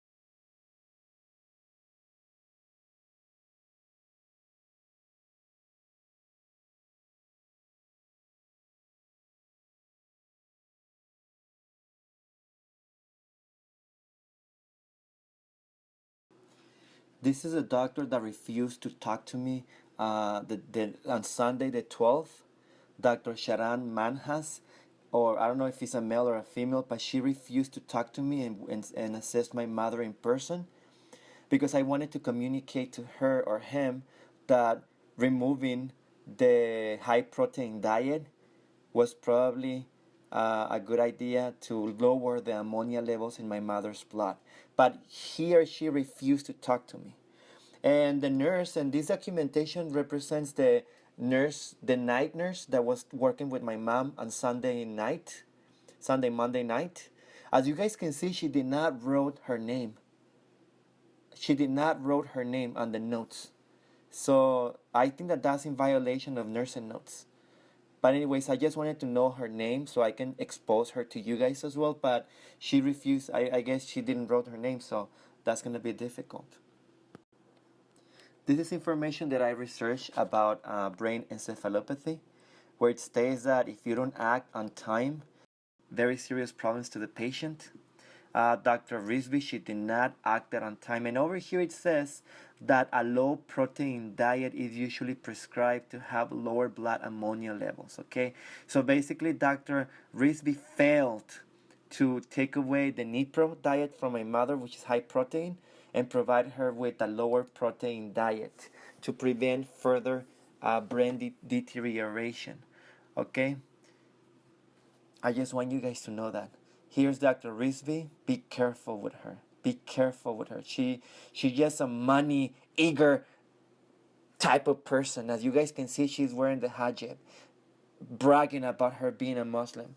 But she's a liar and a manipulator. Be careful.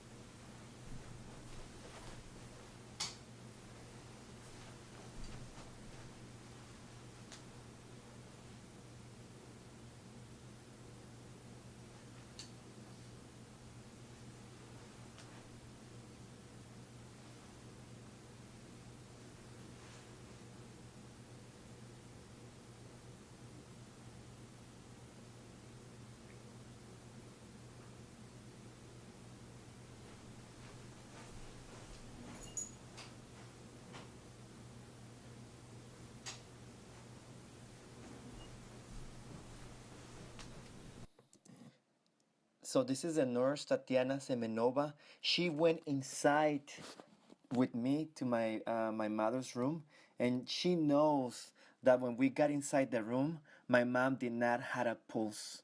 Okay, so she knows. The hospital claims that she took the vitals and the vitals were 80/60, but that's a lie. And she knows. The type of nurse she's going to be is if she in reality lies. This is Tiffany Shaw. As you guys can see, she did all the notes, right? That she basically took notes of my mom's progress throughout the day that she died. But she was nowhere to be found. She was nowhere to be found. I tried to locate her, but she was on the other side of the floor. I don't know what she was doing, but she was not close to my mother. Okay, be careful with her. This is Nomita Tayag. She was there too as well, present when all these events took place. And before my mom died, I had a conversation with her about Muslims. And she told me that the Muslim religion was the best religion ever. That she told me about the different categories of Muslims. And she told me that basically they were nice people and whatnot. Well, you know what? In my experience with Dr. Risby, that she is clearly a Muslim, I defer to opinionate about that. Normita, I am sorry that I'm stating that, but she's a Muslim and she lied and she manipulated all the situation. This is the nurse that did the last dialysis on my mom. As you guys can see, he cannot even write his name properly. I don't know if his name is Joey Lapiotto, Lapiato. I don't even know. I wanted to know his name so I can report him to the board of nursing. But again, I not even know how his name is because he not even know how to write well. Okay. So he is the nurse that again gave the last dialysis to my mother. On a previous occasion, he basically did my mom's dialysis and he did not change a dressing, a contaminated dressing. The dialysis, the lines. So the next day, another dialysis nurse came and he was arguing with Aneka, another nurse, the floor nurse of Fort West. And the dialysis nurse told Aneka why did she not change the dressing, the contaminated dressing from my mom. And Aneka stated that it was not the responsibility of the floor nurses to change the dressing, but the responsibility of the dialysis nurses. So basically, they had an argument. They were arguing and fighting in front of me. So basically, the guy told Aneka, you know what? Well, give me the name of the nurse that did not change the dialysis dressing, because this could have incurred into a huge septic situation for the patient. So basically, Aneka refused to provide the name, and guess who was the nurse that did not change the dressing? It was this nurse, Lapioto, the Joe Lapioto, whatever, the nurse that murdered my mother with his negligent behavior. As you guys can see on his documentation, he basically wrote that my mom had good vitals the entire, dialysis session. As you guys can see, he lied. It's a very clear lie, because if you do not have a functional blood pressure machine, how did he record all those acceptable blood pressure ratings? It does not make any sense. Also, on his documentation, he wrote that my mom had a very low blood pressure, and that's the reason why she went into code blue. I mean, he's clearly lying. And again, Dr. Risby protecting her employee to avoid liability against her company. Okay, clear conflict of interest. Clear conflict of interest. City of Hope should not contract doctors that they have their own companies, providing dialysis treatment to patients that they treat. That's a huge no-no. City of Hope is making a huge mistake in that matter. Okay, why? Because the treatment that the doctor provides is gonna be influenced by his or her own personal interest. In this case, with Dr. Risby.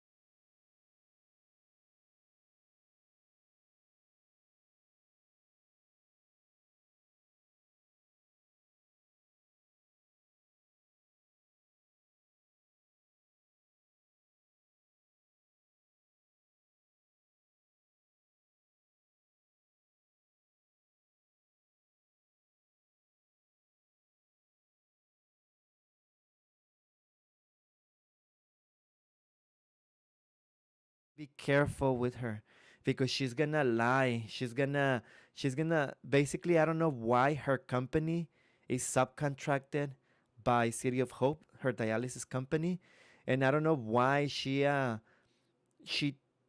basically treats patients having a conflict of interest. Okay, as you guys can see, uh, S. Arifa Rispi.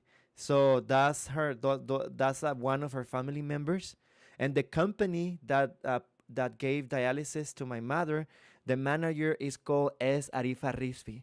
So that person most likely is related to Dr. Rispi. Okay, so they have an annual income of 700, almost $1 million every year. Okay, so they don't care about us. She works in California Kidney Specialist, so be careful. They don't care about us. They just care about revenue. And it was very clear when she refused to provide the best care to my mother, and basically refused to provide CRRT, because for her, because when by my mother receiving CRRT, her company was not gonna make any money, because she owned the company, the intermittent hemodialysis machines. She did not own the CRRT machine. The hospital owned the CRRT machine.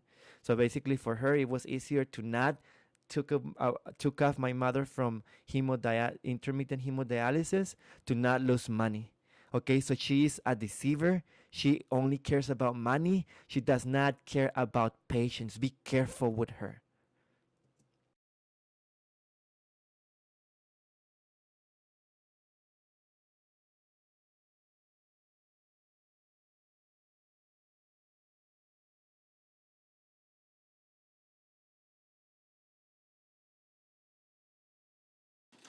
Over here, you guys can see the difference between hemodialysis and CRRT, which is called continuous renal replacement therapy. Okay, so this CRRT dialysis is less aggressive because it doesn't pull as much water from the body, hence not affecting the patient's low blood pressure as much. Uh, the CRRT, like in this hospital, is only located in ICU. But they did not want my mom in ICU because they do so many surgeries a day that they don't have enough space in ICU for all the patients. And that's very easily, proved because my mom was moved from ICU to a regular floor constantly, all the time. Okay, so when my mom went into code, basically she died because she did not have a pulse. Basically they had to move patients around from ICU, probably patients that they were not ready to discharge from ICU. They pull somebody out so they can put my mom in. So they just play with patients like they're toys in that hospital. Okay, as you guys can see in this is a part of a letter that the hospital sent me, and they told me that the administration, basically they told me that my mom did not qualify for CRRT, the less aggressive, hemodialysis. Why? Because my mom allegedly was stable, was hemodynamically stable. Okay, they stated that CRRT is only for patients that are not stable. That's the reason why my mom did not qualify for CRRT according to the Foundation of Kidney Disease. However, a doctor's note from Dr. Risby states that my mom was not stable. He was hemodynamic unstable, which means that she was not stable.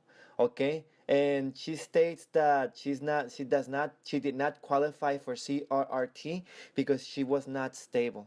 Okay, the hospital states that my mom was stable. Dr. Risby stated that she was not stable. Who was right? Who to listen?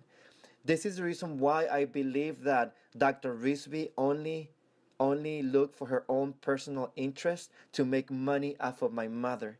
Okay, it's very clear in these two proof. Okay, it's very clear. The hospital stated that my mom did not qualify for CRRT dialysis because she was stable. Dr. Risby says that she was not stable, that's the reason why she didn't qualify for CRRT. Contradiction. People, look on your paperwork documentation. These contradictory notes you can find, okay? So you can make the hospital liable for their lies and their deception.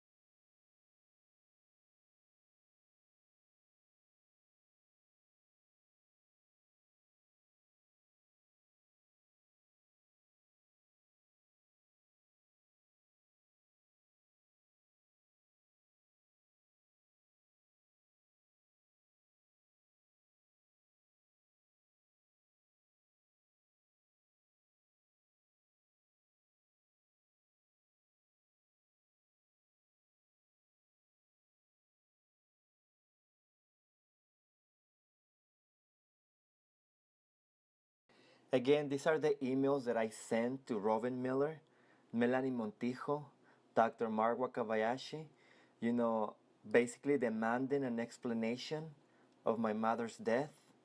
As you guys can see, they were not unproductive, like the lawyer stated, because the reason why I got those contradictory letters from the hospital is because I sent those emails. Okay?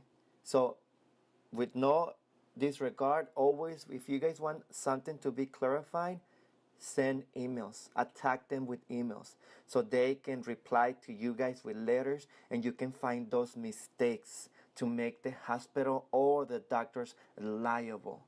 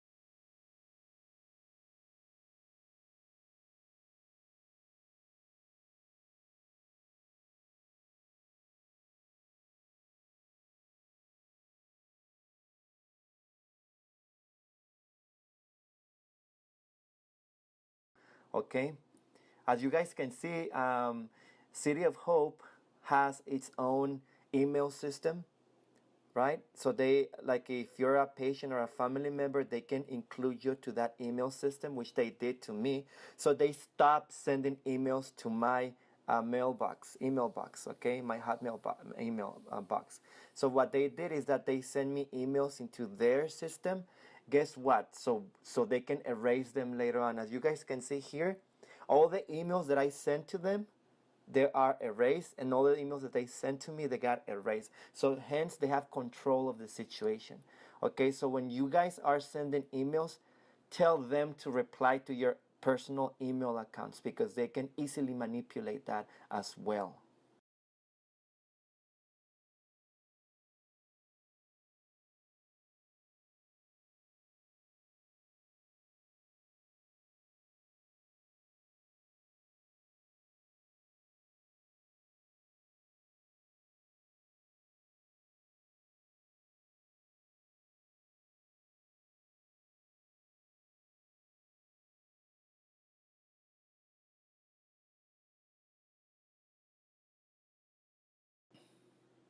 As you guys can see in this email, Robin Miller, she replied to me, and she told me that that Dr. Wakabayashi was willing to change amend my mother's death certificate, okay, and put the real causes of death, okay. But later on, I received a letter from a lawyer, okay, stating that I cannot talk to them anymore, okay, that I'm sending alarming, threatening, unproductive, and harassing emails to them, so I cannot talk to them anymore. Okay, so even though that Dr. Wakabayashi stated that he was willing to amend my mother's death certificate, they refused to do so. And as you guys can see on the death certificate, the reasons of death is respiratory failure and recurrent cervical cancer. Okay, there's lines that state, there's two lines that state that if they did surgery to fix the problem, the cause of death, the main reason cause of death, and Dr. Wakabayashi did not fill those lines. Okay, he left those lines blank. So basically, if they put recurrent cervical cancer, and they most likely lawyers are not going to take the case. They know, these doctors, they know what they can write on death certificates. Okay, so to avoid liabilities. Okay, so be careful about that. Okay, be careful about that. I have all the proof with me that state that my mother suffered several multiple brain hemorrhages, that my mother had brain encephalopathy, that my mother had, all the complications, that she went to code blue, that she had a high blood pressure after the code blue, and I have all the proof that the documentation that prove that my mother, the real reasons why my mother died. But yet Dr. Wakabayashi, in all his 14 years of education, he cannot fill a proper death certificate. Okay, again, I received an email from them stating that when me and Tatiana went inside my mother's room, my mother's blood pressure was 80/62, which that's normal, with the normal parameters. Okay, who is going to believe that? Honestly, do you guys believe that? That a patient, after 3 hours of a successful dialysis treatment, has a code, her heart stops functioning after I witnessed, and I'm telling you guys what the real events, the real events that took place. Are you guys going to believe that? And if you're hearing this, Tatiana, and you're lying to protect the interests of the hospital and your job, you are lying, then you are a horrible nurse. Okay, you are a horrible nurse, like any other horrible nurse or doctor that works in that hospital. Okay, Tatiana, so hopefully first time God, you're gonna say the truth, the events that really happened that took my mom into her grave. Okay, so stop, or hopefully you're not gonna protect the interests of Dr. Risby and Dr. Wakabayashi in the hospital. Okay, so hopefully you're gonna be honest, and you're gonna be a good nurse and not a liar manipulator like them. I replied to them and tell them, you know what, that's not the reason why my mother died. And if in reality those events took place, still the nurse had committed an act of negligence because he recorded vitals on my mom with a non-functional blood pressure machine. Okay, still an act of negligence.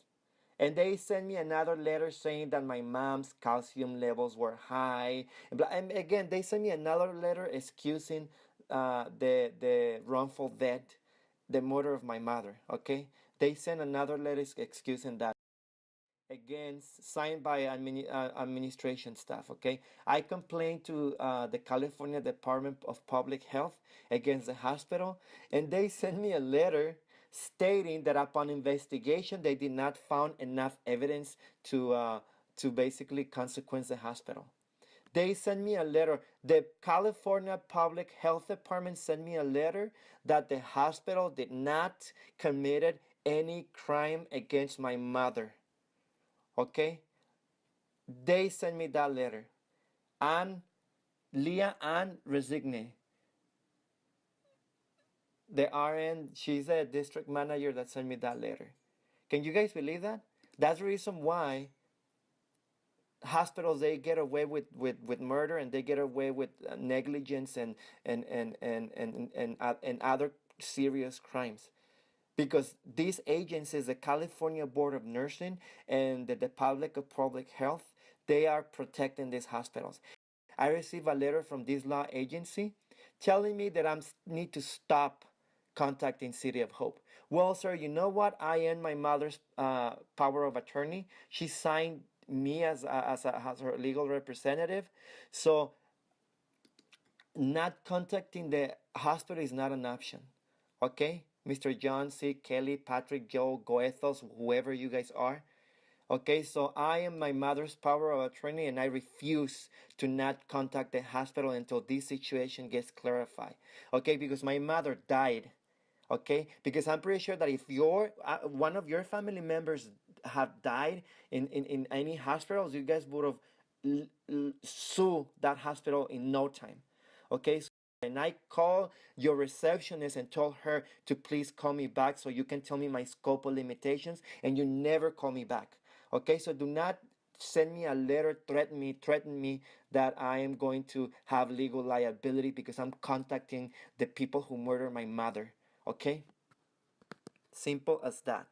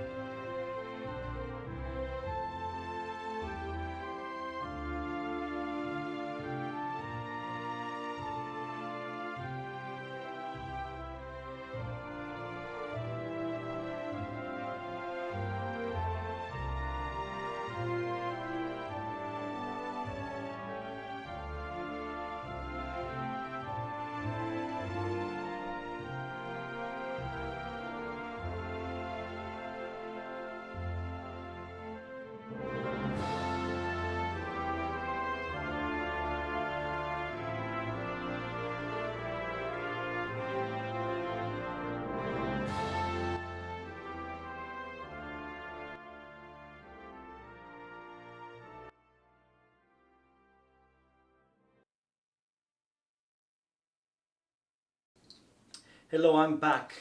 And the reason why I'm back is because I forgot something to tell you guys something. Okay, and I'm gonna ask Dr. Wakabayashi in this video. Okay, Dr. Wakabayashi, why? Why did you blame me for everything that happened to my mother? Why? I wanna know why. Because I sent you an email asking you why, and you never answer. You never reply to me about that. Because you know what? You were the one who decided to do surgery on a patient that she was not a candidate for surgery. Why? Why do you blame me? You told me it's all your fault. Why? See, people? That's the type of doctor that he is. He blamed my mom's death to her apparent weak state, and he blamed me. But he didn't blame his decision of doing surgery in the first place. So why? I want to know why you make that statement, Dr. Wakabayashi. I want to know why. Why you didn't fill the death certificate appropriately. And there's an email that Robin tells me that you were willing to change the death certificate. But I sent another email asking for that. And what happens? I get a letter from a lawyer saying that I cannot communicate with you guys anymore. When you guys know that that's not able to happen because I'm the power of attorney of my mother. Why do you blame me for everything, Dr. Wakabayashi? Why? Another thing, Dr. Risby, okay? You failed to provide my mother with a low protein diet so the ammonia will go down. In all the years of experience that you have, you didn't notice that the ammonia levels were not gonna decrease because of the high protein diet she had? Even states over here online, on what I researched, that a patient that has high ammonia levels is given a low protein diet. Why you didn't do that on Friday when you left from work? Why? And I can understand that you were not there during the weekend. I can understand that. But the only fact that you lied to me, protecting your employee, that nurse, that dialysis nurse, that you lied, you protected your own company or the company of your family members, that's extremely disappointing. Very disappointing. Because you know what, Dr. Risby?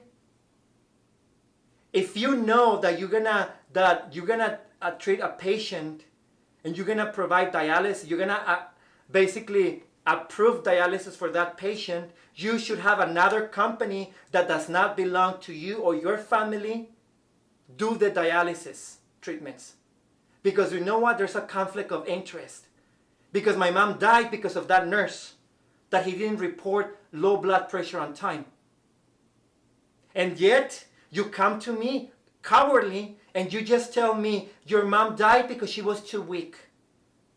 She finished a 3-hour dialysis treatment successfully, and then she had the attack. Who's gonna believe that, Dr. Risby? Who's going to believe that? Yet, Dr. Wakabayashi comes and tells me the same thing. How manipulative and deceitful are you guys? Yes, I'm making accusations right now because that's what happened.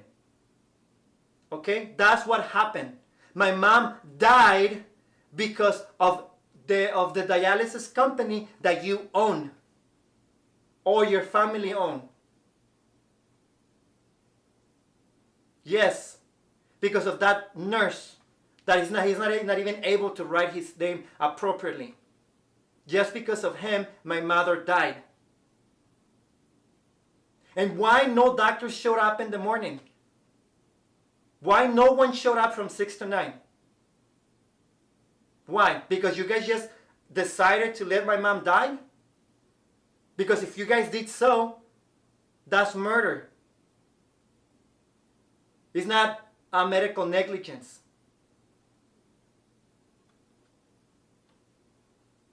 And yes, I'm upset because my mother died.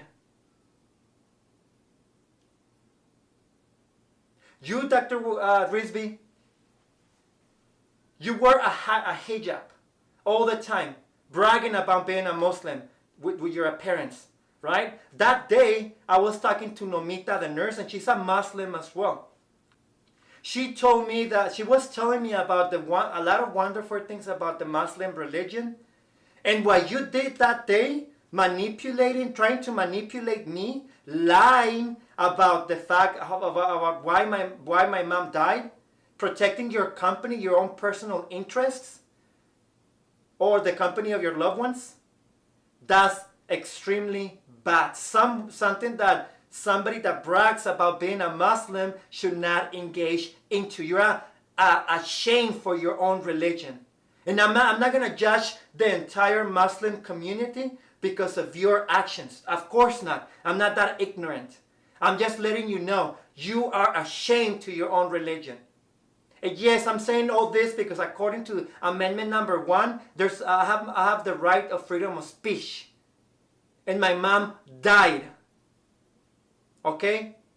I didn't lost my pet. I didn't lost nothing, an object, an item. No. The most important person in my life died because you guys just probably decided that she should have probably died, or I don't know. And today I just don't get the idea. So so you guys know the type of doctors these people are. I'm not saying that all doctors at City of Hope are bad, or that all nurses at City of Hope are bad. Of course not. There's a lot of nurses that they were doing their job passionately, and they were doing a great job taking care of my mother and other patients. And I'm assuming that there's other casework, other stuff that they're good. Michelle Ochoa, she's a great social worker.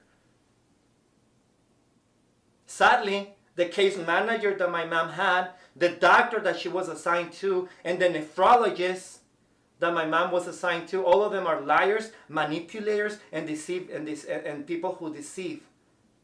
And what? And guess what? You thought that I was going to be deceived, that I was just gonna be silent, not speak about what happened, our experience at City of Hope?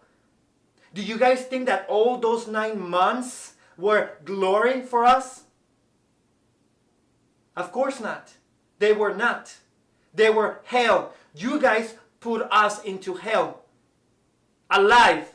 Just because you, Dr. Wakabayashi, decided to do a surgery on a patient that she was not a clear candidate. Because a lot of doctors from different hospitals, they told us your mom was not a surgery candidate. Why? Because of money? Because you had to pay your children high tuition costs? Why? Why that happened? Because you needed guinea pigs to experiment with? I'm so disgusted by your guys' action. And yes, I'm going to say it. You guys should not be treating patients because you guys are a violation of American Code of Ethics that doctors, they must follow. You guys did not provide the best treatment for my mother. None of you too.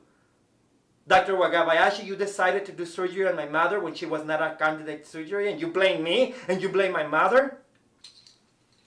Do you guys think, or do you guys believe that if I sue you guys and I get like $1 billion, I'm gonna be happy, I'm gonna be content, everything is gonna be forgotten?